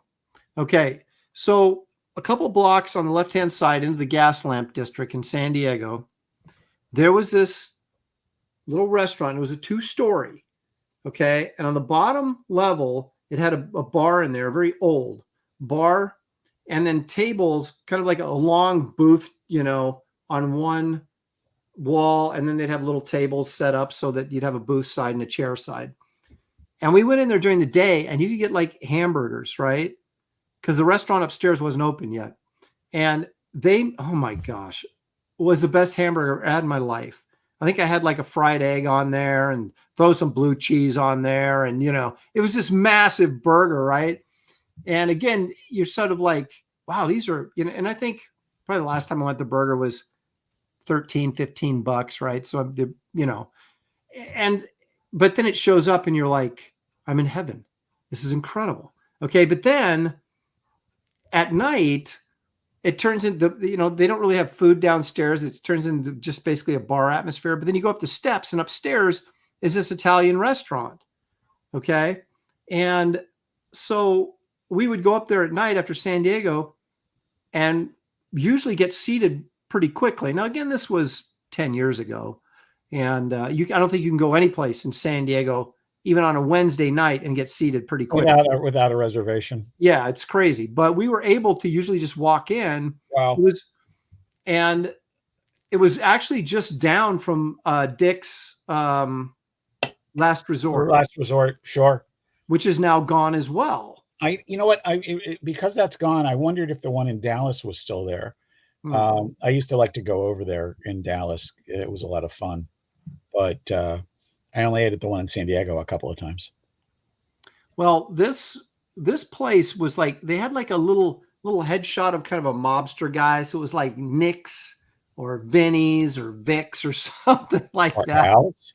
Huh? Al, maybe. Yeah, Al's, maybe Al's. But then just one year we went back and it was gone. I always hate that.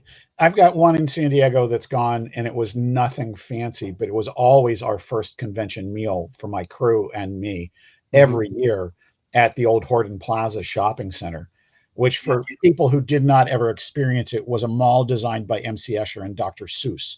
Yeah, that is the weirdest mall. And it's gone. You know, the whole thing's gone. Did they tear down the mall now? Yeah. But it was a Mongolian barbecue called Great Khan. And it was totally freaking awesome. We would have at least one convention meal and literally always our first, when I had a crew out there, always our first convention meal. And it was heartbreaking when it went away, because, you know, it was like one of those things that the activity became part of the whole thing, but the food was really good too. It was fast food Mongolian. And that's it. I would say my top convention food now, while I like that place that you and Billy and everyone and I had dinner at last year. Mm-hmm. Yeah. Oh yeah. You went there like 3 or 4 times, didn't you? No. That the one we went last year, not this past San Diego, but the year before. That was some weird place. I love that. Stuff. Yeah, the Lion's Den or something. Yeah, like that had such really weird stuff on the menu, but it was pretty freaking great. Yeah, it was. But Puesto is my go-to place in San Diego now. I think I ate there 5 times this year, maybe 6. Is that the place we went this year? Yes. Okay. Yeah.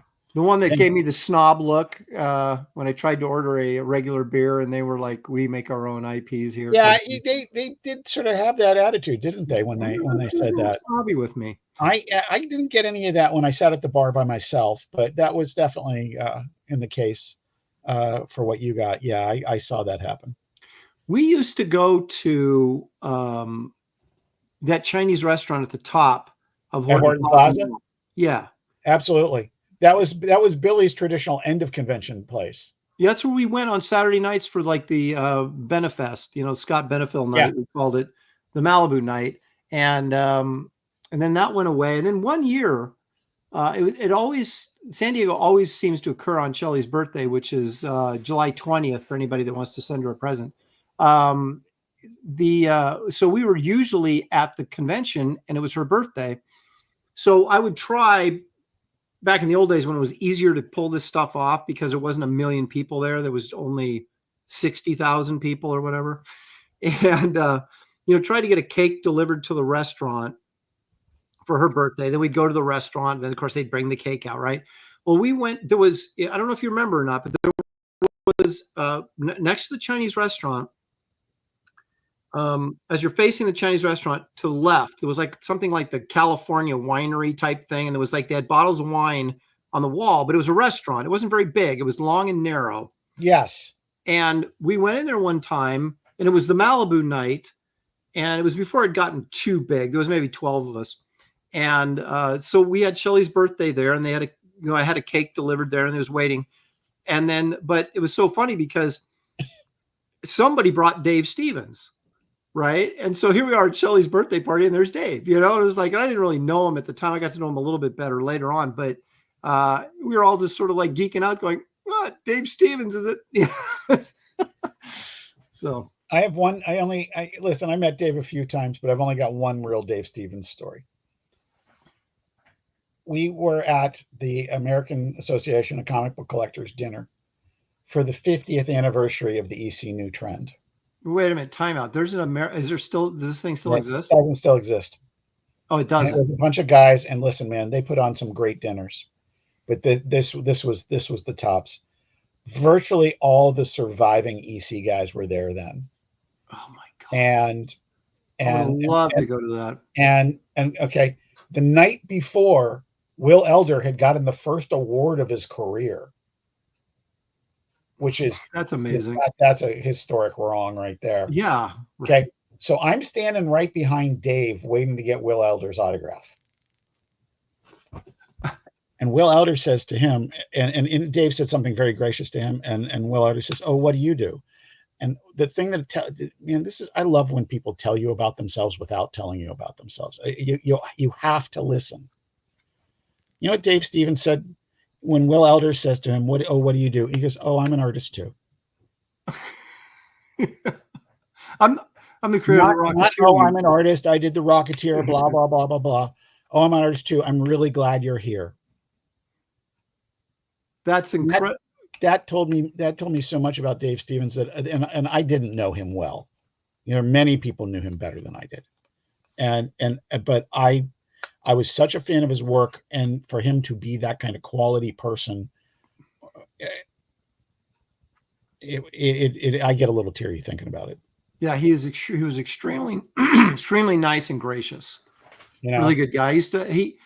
Before he got, sick with cancer and had to, quit going to San Diego, my booth was right next to his. And I remember that, sure. And we would chat, he was very gracious, and you could sit there and talk to him. And, I got one of my prints he signed, to me, a Rocketeer print that I bought from him one year. And it was just, he's a very cool guy. Yeah, absolutely. So but anyway, okay. Well, those are my top 5, at least that I could remember. I really, it's like the only one that's still open that I dwell on is Puesto. And I need to find an alternative because life happens. But it was, boy, it's good. It was good. It was really good. It was quite an interesting evening. What tacos did you have? I had the filet mignon. Or no, did you have did you? I did whatever you recommended me. No, the secret menu, the filet mignon and the lobster one. Yeah. I think I didn't. It wasn't a combo. I had one of each. Yeah. Okay. Wonderful. Yeah. Wonderful. It was good. It was really, really good. I got to be honest with you though. That Wild Game place, the Lion's Head or whatever we went to, cool. I loved that place. Oh, that was good. Yeah. I had wild boar. That was a really nice evening. Dave's sister was with us that night. That's right. So because Billy is the most amazing. He knows everybody. I mean, there is nobody that Billy Tucci doesn't go, "Oh yeah, I'm friends with so and so." Yeah, there's times where I know it's really Jimmy Palmiotti, but Billy's like the deputy mayor of comics. Yes. It is amazing. I mean, he literally I used to go to Frazetta's house. I'm like, oh my gosh, are you kidding me? Yeah, seriously, Frazetta did a cover for him. I know. He's I used to think I was the nicest guy in comics, but clearly Billy Tucci is, because everybody loves Billy. It should be a sitcom. There's that could be. Let's backtrack now a little bit and take a look at your campaign again. If I can actually make it work. There we go. Okay, so we are looking at. I've had a couple people join since we've been here, which is very nice and much appreciated. Go. So right now you're at 37 backers, 1825. You only have a pledge goal of 2,000 here, so we're knocking on the door, you guys. Yeah, we are knocking on the door there. I mean, obviously, like any campaign, you want it to go more, but I'm really cognizant of one, there's a lot of great stuff out there. Two, the economics are horrible right now. And are you saying Biden's economy is not working? I'm not saying anything, but let's be realistic. At this point of the campaign, I have 5 more backers than I would have had at this same time. We are building, and that's great, but the number of backers getting the higher dollar items is much lower. And that's, you just got to be realistic. This is where we are. You're going to have to work harder for the same amount of money, and I'm not afraid of that. We're doing this. Listen, this may be the best thing I've ever written thus far. I'm not stopping or anything like that, but I'm really happy, particularly with the ending of this thing. It's great, and I don't talk like that about my own stuff. No, but this is I'm real happy with this. And anybody that is a Captain Action fan, and anybody that's already been a fan of our stuff, they're both going to be pleased. Well, let's take a look at the video again, shall we? Sure.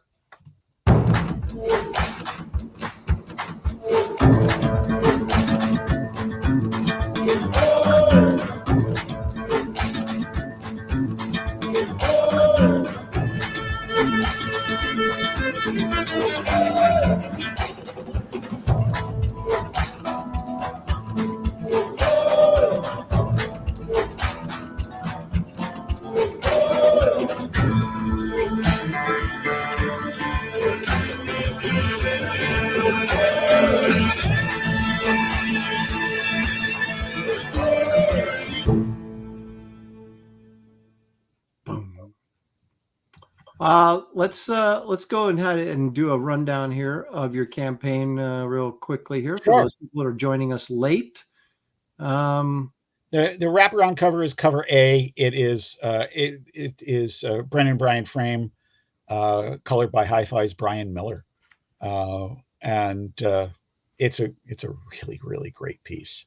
I mean, it had everything I asked for it and a little bit more. Dawn Guzzo did the design work on it, and she's my ace. Hey, she did. Dawn did the Kit Carter Galactic Ranger logo for me. Nice. And that was because of you. You hooked me up with her, and she did a great. Very glad to have done so. She is brilliant, and a really, really, truly tremendous designer from the old school Marvel bullpen veteran from the Romita days. Right. Well, that's the kind of look I'm going for. So she was a perfect fit for me. And but anyway, so you have the wraparound cover option here, and then I should put it in there at the large size like that one. That's cover C, the Professor Fang's photo cover. Okay. But over in the other column, you can see John Snyder III's Captain Action cover right there. That one, cover B. And you don't have a big shot of that. I don't. I did. If you have the art I sent you, you can. Oh, that's right. Let's open that up. Let's open that up because I forgot about that. Yeah. Let's take a look here. I need to put that in there. I'll fix that tonight. There we go. Okay. What's he up to these days? John is working on a project for an Australian publisher. I truthfully do not know if it's the Phantom or something else. He is. We are also trying to cook up a project. Did you see the? It was probably about 5 years ago now that the adaptation of Lawrence Bloch's 8 Million Ways to Die that he did. No, I didn't see that. To me, the most encouraging thing is that I know so many people in a similar age group to me that are doing the best work of their careers, and it could be his magnum opus. It is so freaking good. I mean, it's better. I say that hesitatingly, but it's better than Dr. Midnight that he did with Matt Wagner. Really? Wow. It is. It's outstanding. It is. Probably, I've worked with John a bunch on covers and things like that, and it's probably among the favorite things of his that I've ever seen. But just take a look at this. Let me make you big here. And the whole book is that good. Wow. And he adapted it himself. I actually got to meet Lawrence at one of his signings. So very cool. It was, one of the great stories in my career is that his dad was my boss for many years. And it took me 5 years of lobbying to get him to do a price guide cover, because his dad did not want to have anybody saying favoritism. And I said, it's all on me, 100% on me. And he was one of my favorite artists from the early, literally, I remember his name from Tim Truman's Time Beavers, where he was an assistant. And then Fashion in Action came out in the back of Scout. And it was so cool. And so he was one of my favorites, and he did some great stuff in the interim. But then I had him do Fantastic Four #1 recreation for Price Guide 31. Yeah, I remember that. And it's, in my opinion, the best recreation that's been done of it, because Kirby. I mean, nobody hears me talk smack about Kirby, and they're not going to. But there's a couple of clunky elements in that cover. Mm-hmm. And I mean, listen, you've got the Human Torch, flying around. You've got the Invisible Girl turning invisible. You've got the Thing. You've got the monster, and then you've got Reed going, "Ooh, rope." Makes no sense. John fixed that element, and I was euphoric. So. What number was that? Price Guide 31. Let me see if I got it here. Here we go. Now someone put a sticker right across it. That's no good. There we go. I did. Well, the thing with it, it's not it's definitely a homage, but it's not obviously what should we say? He's not redoing the cover in the same way. No, there's several different elements in it, not least of all which is the lighting. But it's a phenomenal piece, and that was the start of our working relationship. Not me just being a fan, but being fan and art director. Mm-hmm. And I just love the fade out on the Baxter building and everything else in the background. Mm-hmm. Mm-hmm. So. Yeah, it was good fun. Buscema did a great one of these, and I think it was FF 126. Yeah, it was really cool. That sounds like about the right number. Sure. Yeah, we'll go along with it. I'll pretend that everybody pretend like I know what I'm talking about. I'm pretty sure it was 126, but yeah, no, it's around. It might be 126. It might be something there, but you're right in the right neighborhood. Mm-hmm. And listen, there's been a lot of them. Alex Ross's piece is great. It's just to me, I just love this because it's the first time that Reed is engaged in what's going on, and he, right, is just, and you look, he's very dynamically going toward the monster, and that's the part that's totally missing from the original. Right, he's like he's preoccupied with his ropes, but not really in the moment. Here's another. By the way, this one is going to be the Indiegogo exclusive. Okay, so this is the Indiegogo cover. Yeah, the Kickstarter one has a background. It's the same foreground image, mm-hmm. But it has a space background. And I had asked for both, and I didn't know which one I was going to pick. And I go, I'm not picking. I'll just use them both. Well, that's one way to get around it, right? You don't have to make a decision. We'll just use them both. And I did that on the price guide this year with Kevin Eastman's Turtles cover. He sent me one with the masks colored, different colors, and one with them. That's the Kickstarter exclusive one right there. Right there. Kevin sent us one with the masks all the same color and one colored as you would expect with all the individual colors.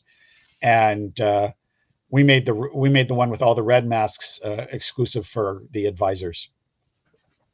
Very cool. Now, you are the first person to do an advisor exclusive cover. Who was? You were. Mine was advisor? Yeah, number 52, the Area 52 cover. Oh, that's right. Yeah, that was. I was thinking. The only time it had ever been done up to that point. There you go, ladies and gentlemen. There's another book. It's probably rare because I know you only printed how many. Truthfully, I haven't looked in a year, but last year that was going for $125. So yes, that's right. Get your exclusive cover, the price guide by Aaron LaPresti. It's the Bob Overstreet cover. Now I got to thank you, and I got to this thing here. Okay, which this was this year's cover. I did the Phantom Lady for you, and this is the big edition. Yeah, this is for old people, and I got to tell you, man, when I'm looking stuff up in this, it's fantastic because the print is so big, it's so easy to read. It's true, isn't it? Oh, matter of fact, take a look. True. It's so handy. Take a look at the back cover. That's John's cover for next year. Oh, there you go. That's Lady Luck. Lady Luck. Yep. Wasn't that an Eisner Studio character? That was yeah, that's a great question. I don't know the answer. I don't know the answer to that. I was familiar with the character, but not the where's and what's. It was Quality Comics, and they were but Eisner fed Quality Comics. Yeah. And that's who this character was. I don't know if Eisner was the first one to draw her, probably not, but maybe though. Yeah. Could be.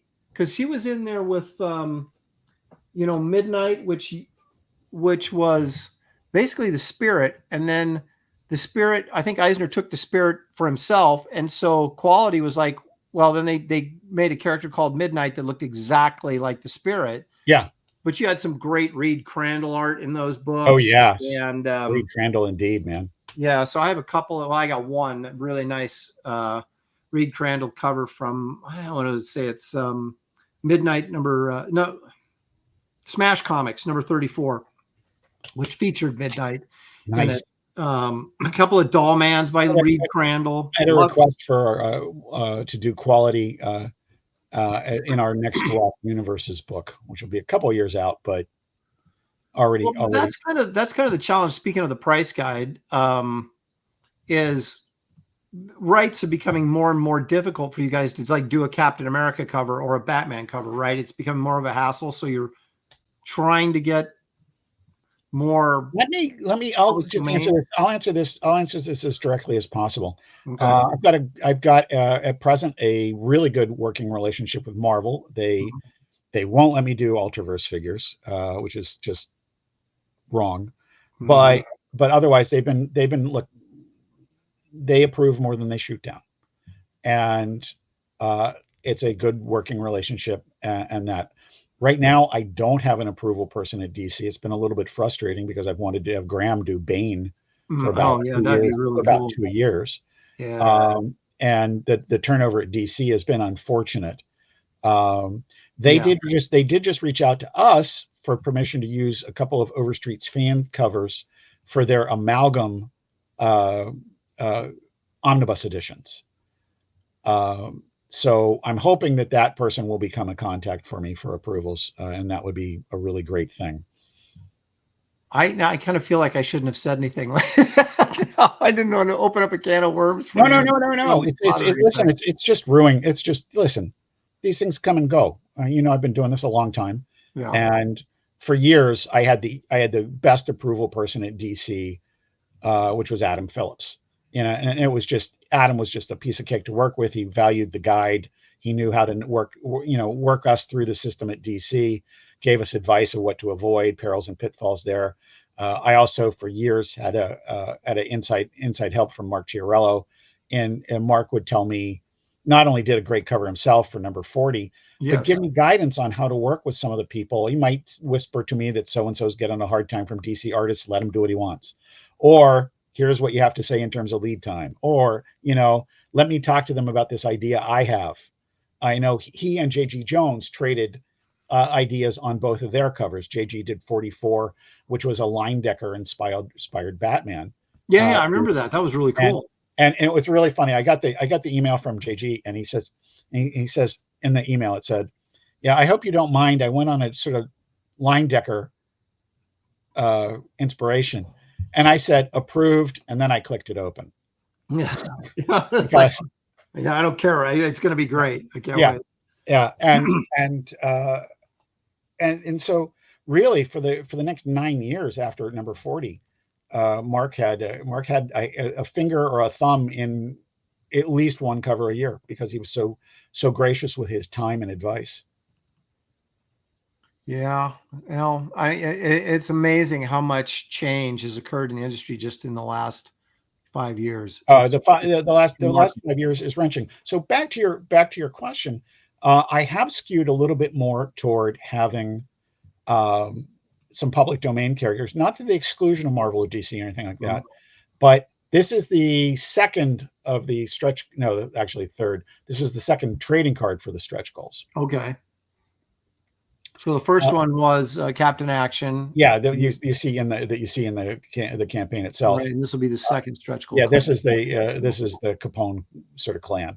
Very nice. But it's been a lot of fun. So, well, I mean, I can imagine every year, it's easy and difficult in the sense that you probably have a ton of people every year begging you to let them do a cover. Sure, there's a lot of that. Huh?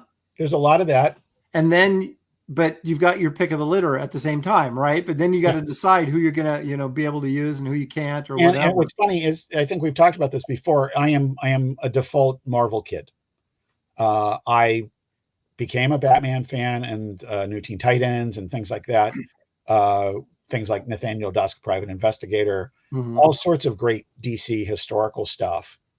But I'm basically a Marvel kid. But if you look at the price guide since number 40, when I've sort of had the run of the show about picking the covers, it's clearly that the Batman family is my default, which was quite a surprise to me to look at it in aggregate. Well, do you think, well, that's a safe sales bet? Or... Oh, sure. Absolutely. Absolutely. Listen, if the book was about my taste, we would have had a sludge cover. I would have made it happen. Whatever bribes needed to be paid. I would have had a lot more Captain Americas. I would have had Nexus already. I would have probably had Grimjack already. I did do American Flag. And I did do Planet of the Apes, but these were not designed to be the number one covers. Planet of the Apes by Ryan Sook was, God, that was good. That is the very upper echelon of the covers that I have recruited. That Planet of the Apes thing, and working with Ryan was so cool because we were sweating it deadline wise, and when we got it, and he had even done Planet of the Apes style lettering on it, man. It was, I asked him to get 4 of the 5 movies, the original movies, represented in there, and he got all 5. And I'm sure I've told you this before, but I'm a Planet of the Apes guy before I was a comic book guy. It's one of my favorite movies. And no lie. And I remember my childhood best friend, Doug Coffey, standing down in his yard. Our porch was on top of our garage on the side of our house. So I was one story up from him. Look at that cover. How can you not want to read that? How can you not want to see that movie? I know. It's freaking awesome. And the whole thing about that is the font choice. It's all Ryan, man. He just killed it. And the coloring is just everything about that cover. I just love it. And I made him take my name out of the credits. It's the only time Steve Geppi's owned the guide longer than Bob Overstreet. And it's the only time his name's ever been on the cover. And I really wanted that to happen. So that was a pretty cool thing. Yes. Yeah. I remember there's every once in a while you see a cover into a comic book or a price guide or whatever. And you're just like, oh my gosh, I got to have that. And this was one of them. I just remember seeing that going, I got to get I get the price guides every year anyway, but yeah, it's just like when you look at it and you just go, oh, wow. Yeah. It's like really made me feel sick about my work. And then, what I mean? Just like, oh. And the whole thing about it that's so great. I mean, that year might have been my back-to-back Grand Slams, because the other 2 covers were Chaikin's American Flag, and I literally even had Ken Brusenek do the logo. And and the other one was Ethan doing Green Lantern and Flash. Oh yeah. And Bob Overstreet calls me when we got that one in, and he said that's his favorite team up is Green Lantern and Flash, and I never knew that. And I always love it when I get the call from Bob and he loves what I did. Like on 47, the Batman, Bob calls me, he goes, "Oh, I always wanted Steranko." And you realize everything I do is measured against Kubert, Eisner, Barks. 5, 6, and 7. Yeah, exactly. And so it's all pretty freaking good to me. No, you've got quite a resume here with that stuff, the price guides, as well as with Al Capone Vampire. You guys, the link is in the description of this video. You can back Captain Action versus Al Capone Vampire #1 on the number one is a statement of optimism. It's funny, when I was doing this, it was every intention that's a one and done. I have another idea, and it's actually even more of a Captain Action story. You need to quit getting stuck in the drive-through line. It'll solve this problem for you. I was building the video, which was an afterthought, because I was just like, da, da, da, da. I was so happy with that wraparound cover image, and I had left it as a placeholder in lieu of a video when I started it. And one of the guys I was going on a show, he said, "Hey, could you send me the video?" And I was like, "Oh crap!" And so while I was working on the video, I came up with the idea for more. Yeah, it's funny how that kind of stuff. Somebody had recommended to me after Blood Hunters, Wraith of God Blood Hunters, said, "Oh, you should do some of the Headless Horseman." I'm like, "Yeah, sure." But then I got this idea for it, and some stuff came together, and I was like, you know what? That's exactly what I'm going to do. Which brings me, if I may take a moment here to please plug my own campaign. I think you should. This is not quite done yet, but this is the EC style variant for Wraith of God 3, Fear Hollow. You saw the one I did for Al Capone 0, right? It was Tales from the Crypt 36. Yes. And so it's hard for me to not love a good EC homage. Doesn't matter how many times it's been done. If it's good, it's good. Yeah, I working on this, just going, it's like, if only I could, maybe I should like brown up the edges of the paper and put a few wrinkles in it. What do you think about that? I've gone the opposite direction from that. And I think because so many people have done that kind of stuff poorly, I might fall in love with the ones that are done well. But the ones that are done poorly, I'd rather see a great looking modern cover that has the color values that we would associate with that kind of thing. I gotta say, this one's looking great. Thank you. The interesting thing about that stuff is, I used to, when I first saw it and it was kind of fresh, I kind of liked it. But then you start looking at it, and I'm a near mint collector, right? I just am very high grade whenever I can. Now, granted, it's difficult with these older books. I'm usually around 6.5 range, which is still pretty solid for a golden age book. Sure. I don't gravitate to beat up copies of comics, but I did sort of like the design element of, to kind of make you feel like, oh, this is an old nostalgic thing. But then you got like these fake crease lines going through the art and stuff, and you're like, do I really want to do that? Yeah, there's one that I can say that I liked in recent times, and I mean recent years. Brubaker and Phillips did an oversized magazine size version of the Fade Out #1. And it was done to look like an old school Hollywood film magazine. And it being beat up, it being beat up was okay by me. Yeah. Beyond that, I'd rather have nice comics, because I am a condition guy. Big surprise, I'm the Overstreet guy. Yeah. Well, and that's the thing. So there's that nostalgia thing, but there's also that aesthetic thing, and it depends on, like you said, it can work on certain things, and other things you're kind of like, okay, this is overdone, and this doesn't really help this. Yeah. And you get the impulse, because we obviously are discussing that we've thought of it ourselves too. Right. But at the same time, By the way, there's a great question there. A cover from Angry Gamer, cover with the horseman carrying a flaming pumpkin. I'd like to see it with a flaming pumpkin pie. I do have a cover with the pumpkin, but the pumpkin's in the foreground. And where is that? I have it somewhere, I guess.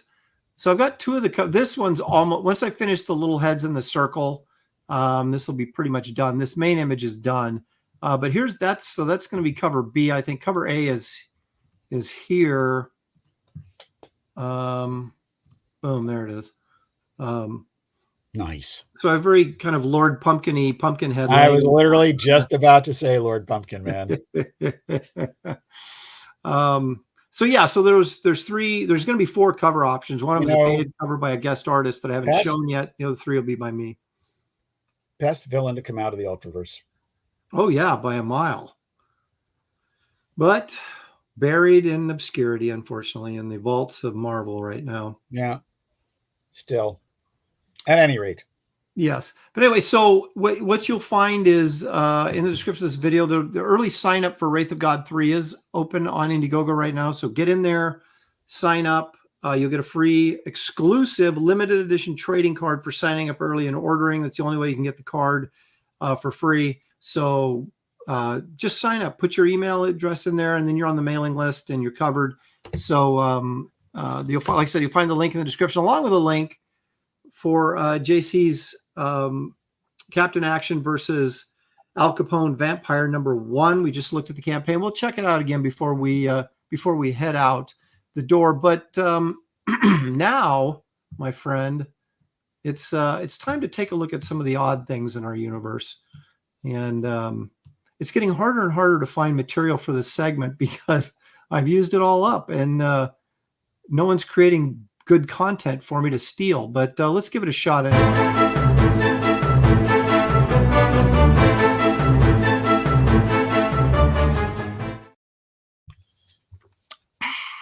All right.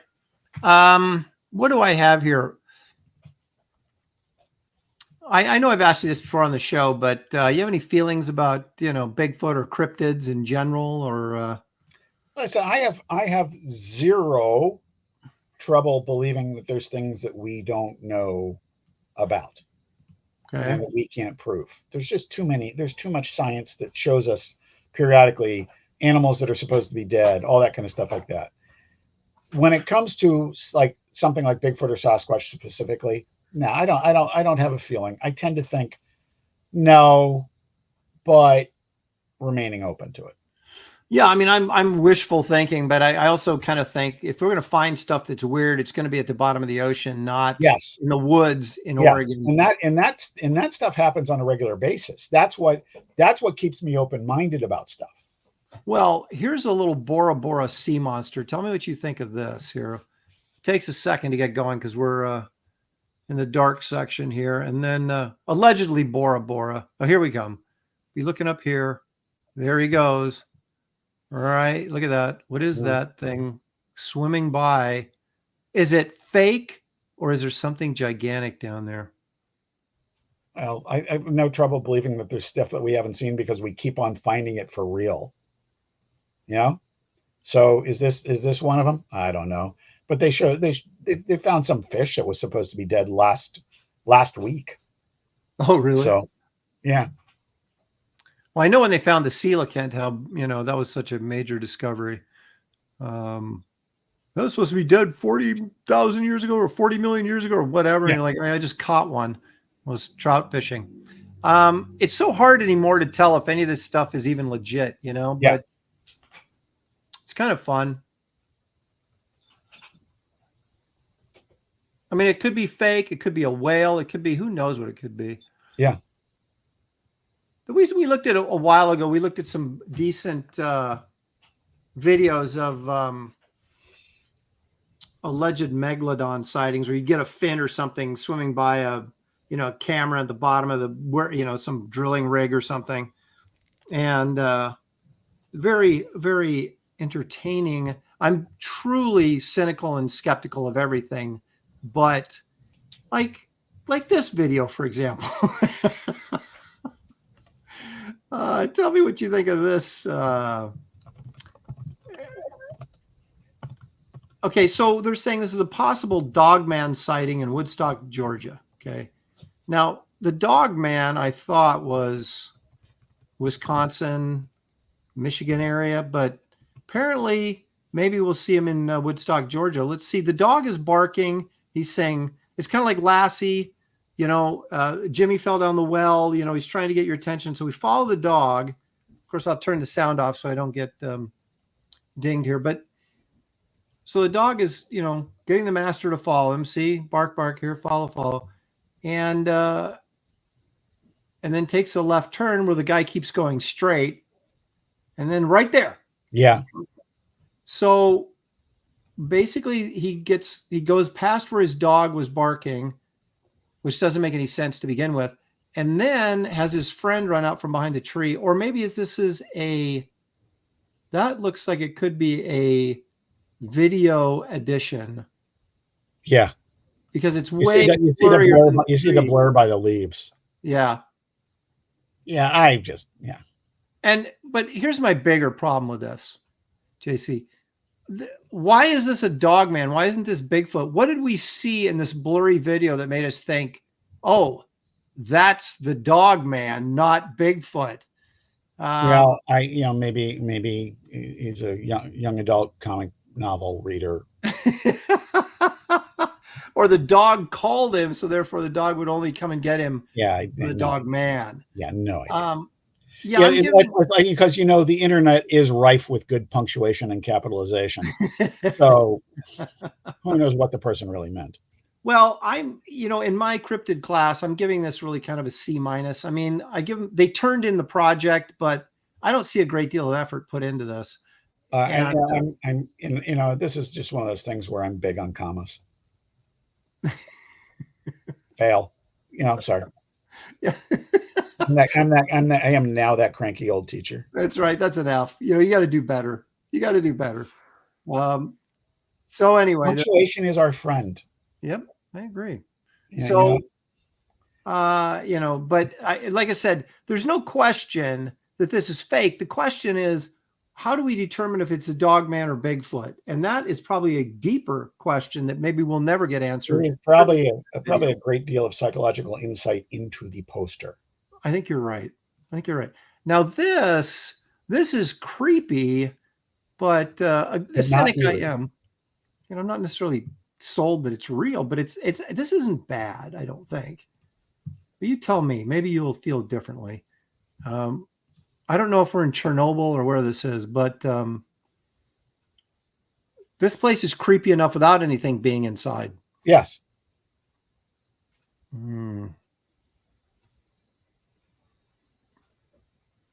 I'd be more scared of like a rat. Wait a minute. Did we just see something right here? In the doorway there on the blue door? Yeah, there's somebody's hand, because that's what creatures always do. They leave their hand outside the door to draw you in. They wave to you. Yeah. And if you're paying attention, come on, move forward. What are you doing? Okay. This is a commercial for Bush beer. Drink hearty, my friends. Okay, so I guess that's all we're going to get to see. Now here we go. This looks like it could be from Signs, the M. Night Shyamalan Ding Dong movie. I so congratulate you on calling him that, because that's what I call him. Good for you. So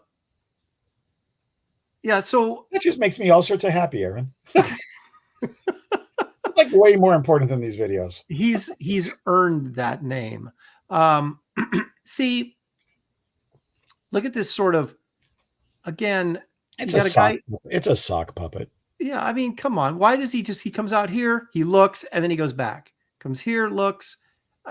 This is not normal. And believe me, I know alien behavior, and this is not typical alien behavior. Let me just say right now, the world that we live in, these guys would have representation, and they'd be all over us for royalties. That's exactly right. Exactly right. But here's one that I like a little bit better than this. There's something lurking underneath this rotted out. Is that a wall or a stair? It looks like stairs to me. It does look like stairs to me, but no, this is a security camera. Why you have security camera on your rotted out wall or stairs? What I love, generally speaking, is that these things are supposedly security camera, but then the angle changes. Yeah. See, look, he's pushing out the wood. There he is. Now I kind of like this, but it's, you know, there's an arm pushing the wood out. Why is he pushing the wood out? Okay, stop for a minute. If the grayish area in the first breakthrough is a face and a left arm, this is the right arm of a flying monkey from The Wizard of Oz.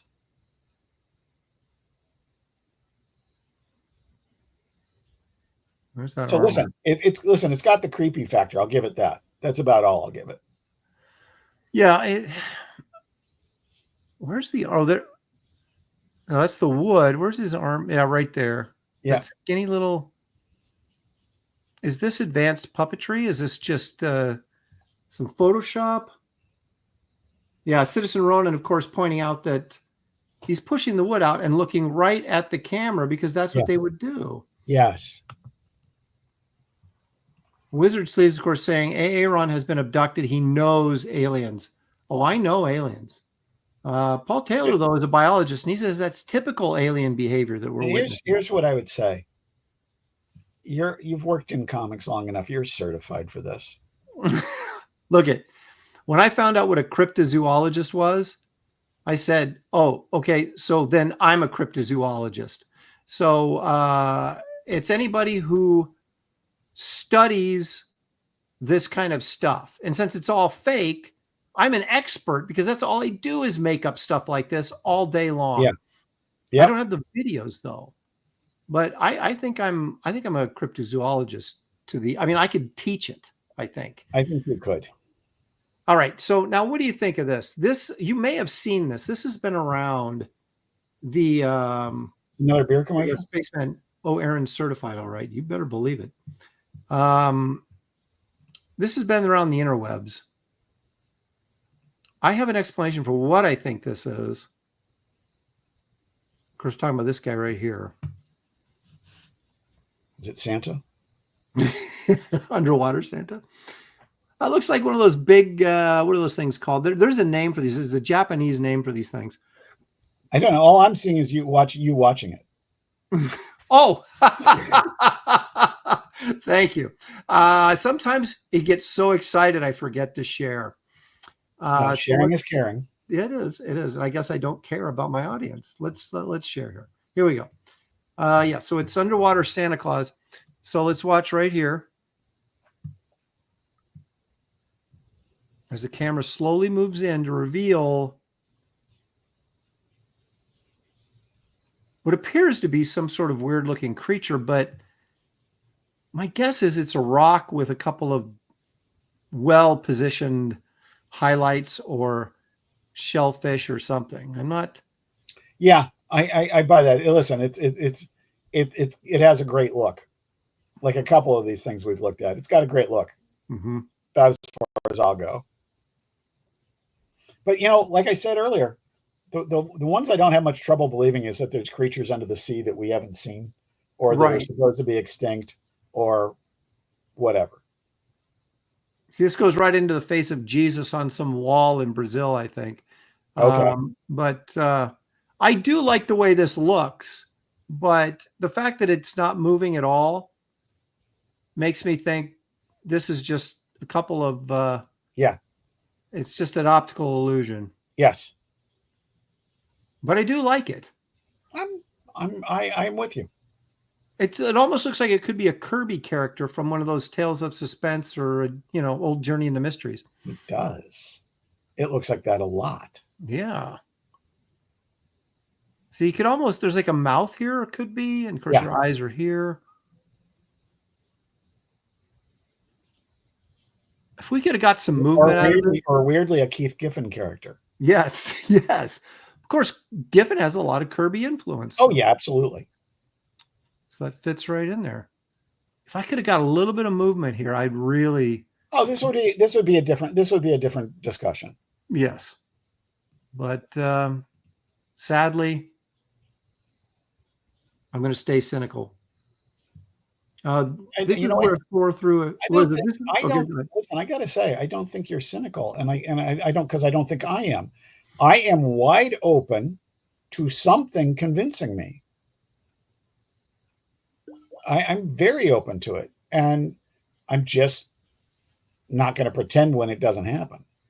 Well, I'm getting to a point. I've been threatening this for years, and it's just time, right? You always think if I had the time, I would do this, but I need to make my own convincing Bigfoot video. I think I could do it. And I think I'd put the extra care and love into it that would really convince people that, hey, you know, that could be an authentic video. Have you ever seen, I show this every once in a while because I want to remind people of why I have a skeptical approach of these things. Have you ever seen the Gable film? Maybe you have, but I'll not recognize the name, but let me show it and then tell the story behind it. People, you know, the regulars here know this, but let's take a look at it anyway, because it's good fun regardless. Oops, wait a minute. I'm sharing the wrong thing. Hang on. Hey, now. Yeah. Where is it? What did I do with it?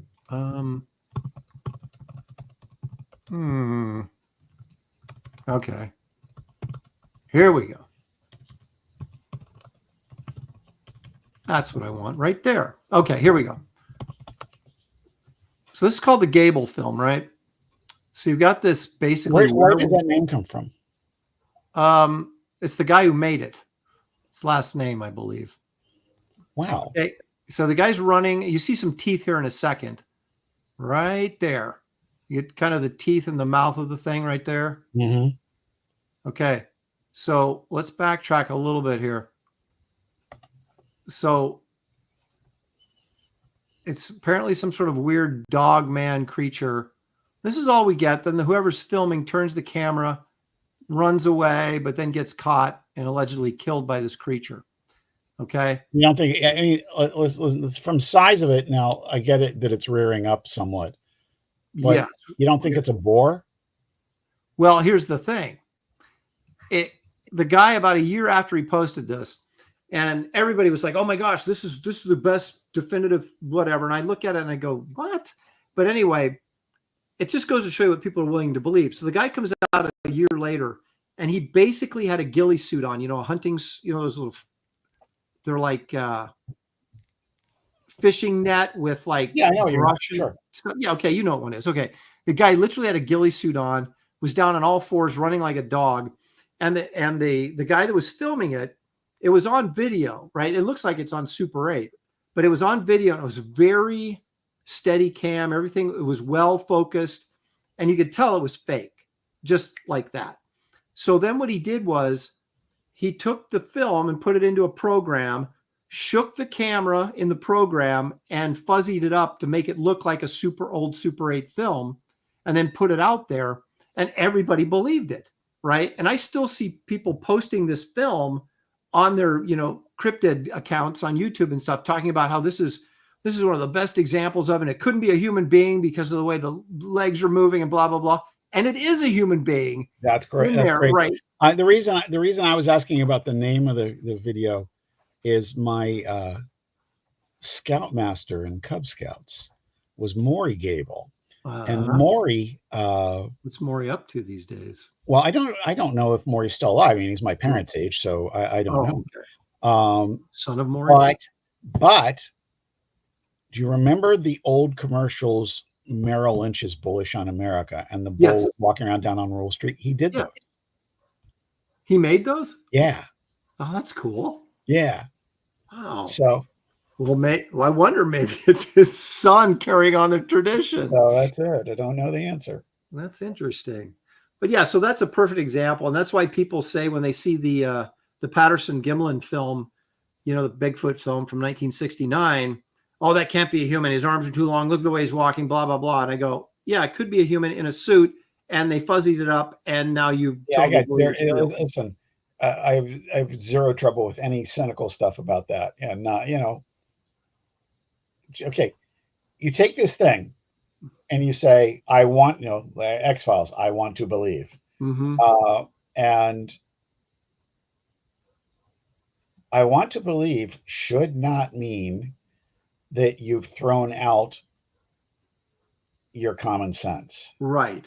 Or And your when rational. the minute you say it couldn't be a person, you're okay. First off, particularly with today's technology, if you actually believe that, then you got other problems that you really should probably check your bank account. Exactly. But I'm not, I wholeheartedly say, I totally get anybody that wants to believe. I just don't get some of the people that go all in on some of this stuff. That's it. That's the difference. Right. That's when you want to believe. And like I said, science keeps showing us that there's more stuff in the ocean. I mean, like literally, I can't remember what the thing was last week, but there was one last week. So, well, the ocean covers what, 90% or more of the planet. So it's kind of like Troy Polamalu covered the rest. God bless him. So I'm open to, there's got to be some stuff. There's obviously stuff down there we haven't seen yet. Yeah. But the stuff up above ground, I find maybe the Amazon, there's some creepy stuff that we haven't experienced. There's going to be insects. There's going to be spiders. There's going to be snakes. There's going to be all sorts of stuff that we haven't seen yet, or haven't seen in decades or hundreds of years. And why wouldn't there be? Right. Right. So, well, I mean, let's face it, in Australia, they've got snakes that will hunt you down and take a crosstown bus and change buses to follow you. I know. I don't know if there's anybody even alive in Australia anymore. I was there for 2 weeks. It's really funny. I said to my dad, I was just thinking about my dad a lot the last couple of days, and not any bad or weepy way, but really missing my dad. And I was thinking about one of the things he always said, that was, hey, there's Art T. Bear, who did a freaking great Captain action piece. I said, Dad, if Australia's on the bottom of the globe, how come people aren't falling off? And he said, this is a common misunderstanding. People are falling off all the time. One of my favorite answers from him. Yeah, well, there might be something to that. Oh, okay. I'm sorry. I just saw your private chat. We're going to wrap it up anyway. I want to, let's show your campaign again real Please, quick. one more time. That's great. Yeah. And when does yours start? That's an excellent question. Probably like the week of the 23rd, I'm thinking, of September. All right. So my Indiegogo will still be going at that point. So make sure that I get the link so I can send it out to my folks too. Oh, I will. I will. Well, I can send out the sign up now too, right? Oh yeah. Okay. So when I start mine, I'll do that. Do it. So what we've been looking at today, one of the reasons we love talking to JC all the time, but the main reason we had him on, of course, is to promote Captain Action versus Al Capone Vampire #1. The campaign is going right now on Kickstarter. He's going to launch an Indiegogo here in the next couple of weeks, correct? Next couple of days. Just question of when. Okay. So if you're partial to Indiegogo, then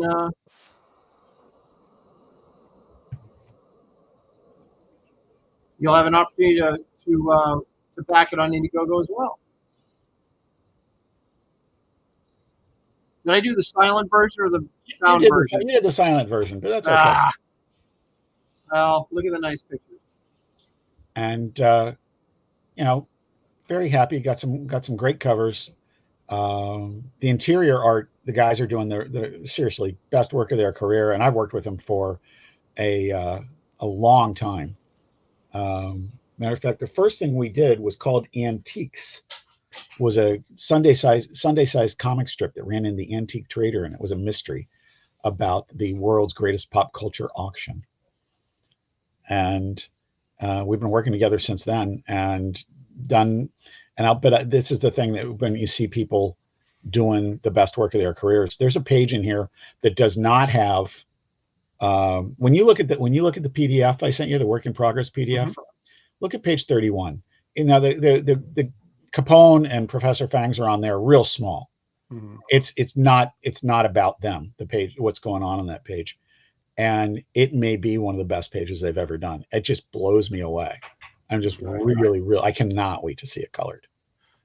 So again, this opening sequence is sort of in black and white, but then it bursts into color. When Absolutely. Right. Absolutely. Okay, guys, you got multiple cover options here. Please check this campaign out. It's the link is in the description of this video. Take you right there. I want to thank our good friend JC Vaughn for joining us. Of course, he is the president of Gemstone Publishing, the people that bring you the price guide, along with a lot of other great books, Lost Universe books, things like that JC has sort of championed over there and got going, so that Gemstone is not just the price guide anymore, folks. And we've got, and also I want to pause for just a second here and say, Aaron, always freaking wonderful to talk to you. But I really wanted to thank everybody that's backed the campaign during the show, and there's been several of them, and it's really, and like I said, I know that people have a choice where to spend their money, and it's really rewarding to come on here and talk and have people asking really good questions and have a lot of fun. And that's just, you know, come on, that's we chose comics, you know, comics chose us. It's not that we didn't want to have fun. That's right. So excellent. Again, thanks, JC, for coming on. I appreciate it. Always love talking to you. It's always great fun. Thank you guys in the chat. Thank you for the super chats. We couldn't do the show without you, so we greatly appreciate it. Please enjoy the rest of your weekend safely and have a great week coming up. Make sure you check out Professionals Tuesday night, Comic Cake Kings Monday night, and of course, Graybeard's Studio on Wednesday. So what are you doing? What are you doing on this Wednesday show? I don't know. Dan Lawless has become our regular sort of guest host. He's our Joan Rivers, and we plug him right in, and he's going to pick the categories this week for the first time. So okay, very good. Well, you know, obviously, you know, I love Dan's work. He did a cover for Capone that we actually ended up doctoring into my first retailer exclusive for Capone #1, and it was, you know, and he's a monster talented guy. So. And a good guy too. So anyway, you guys, thank you so much. And we will see you next time right here on Aaron Live. Good night.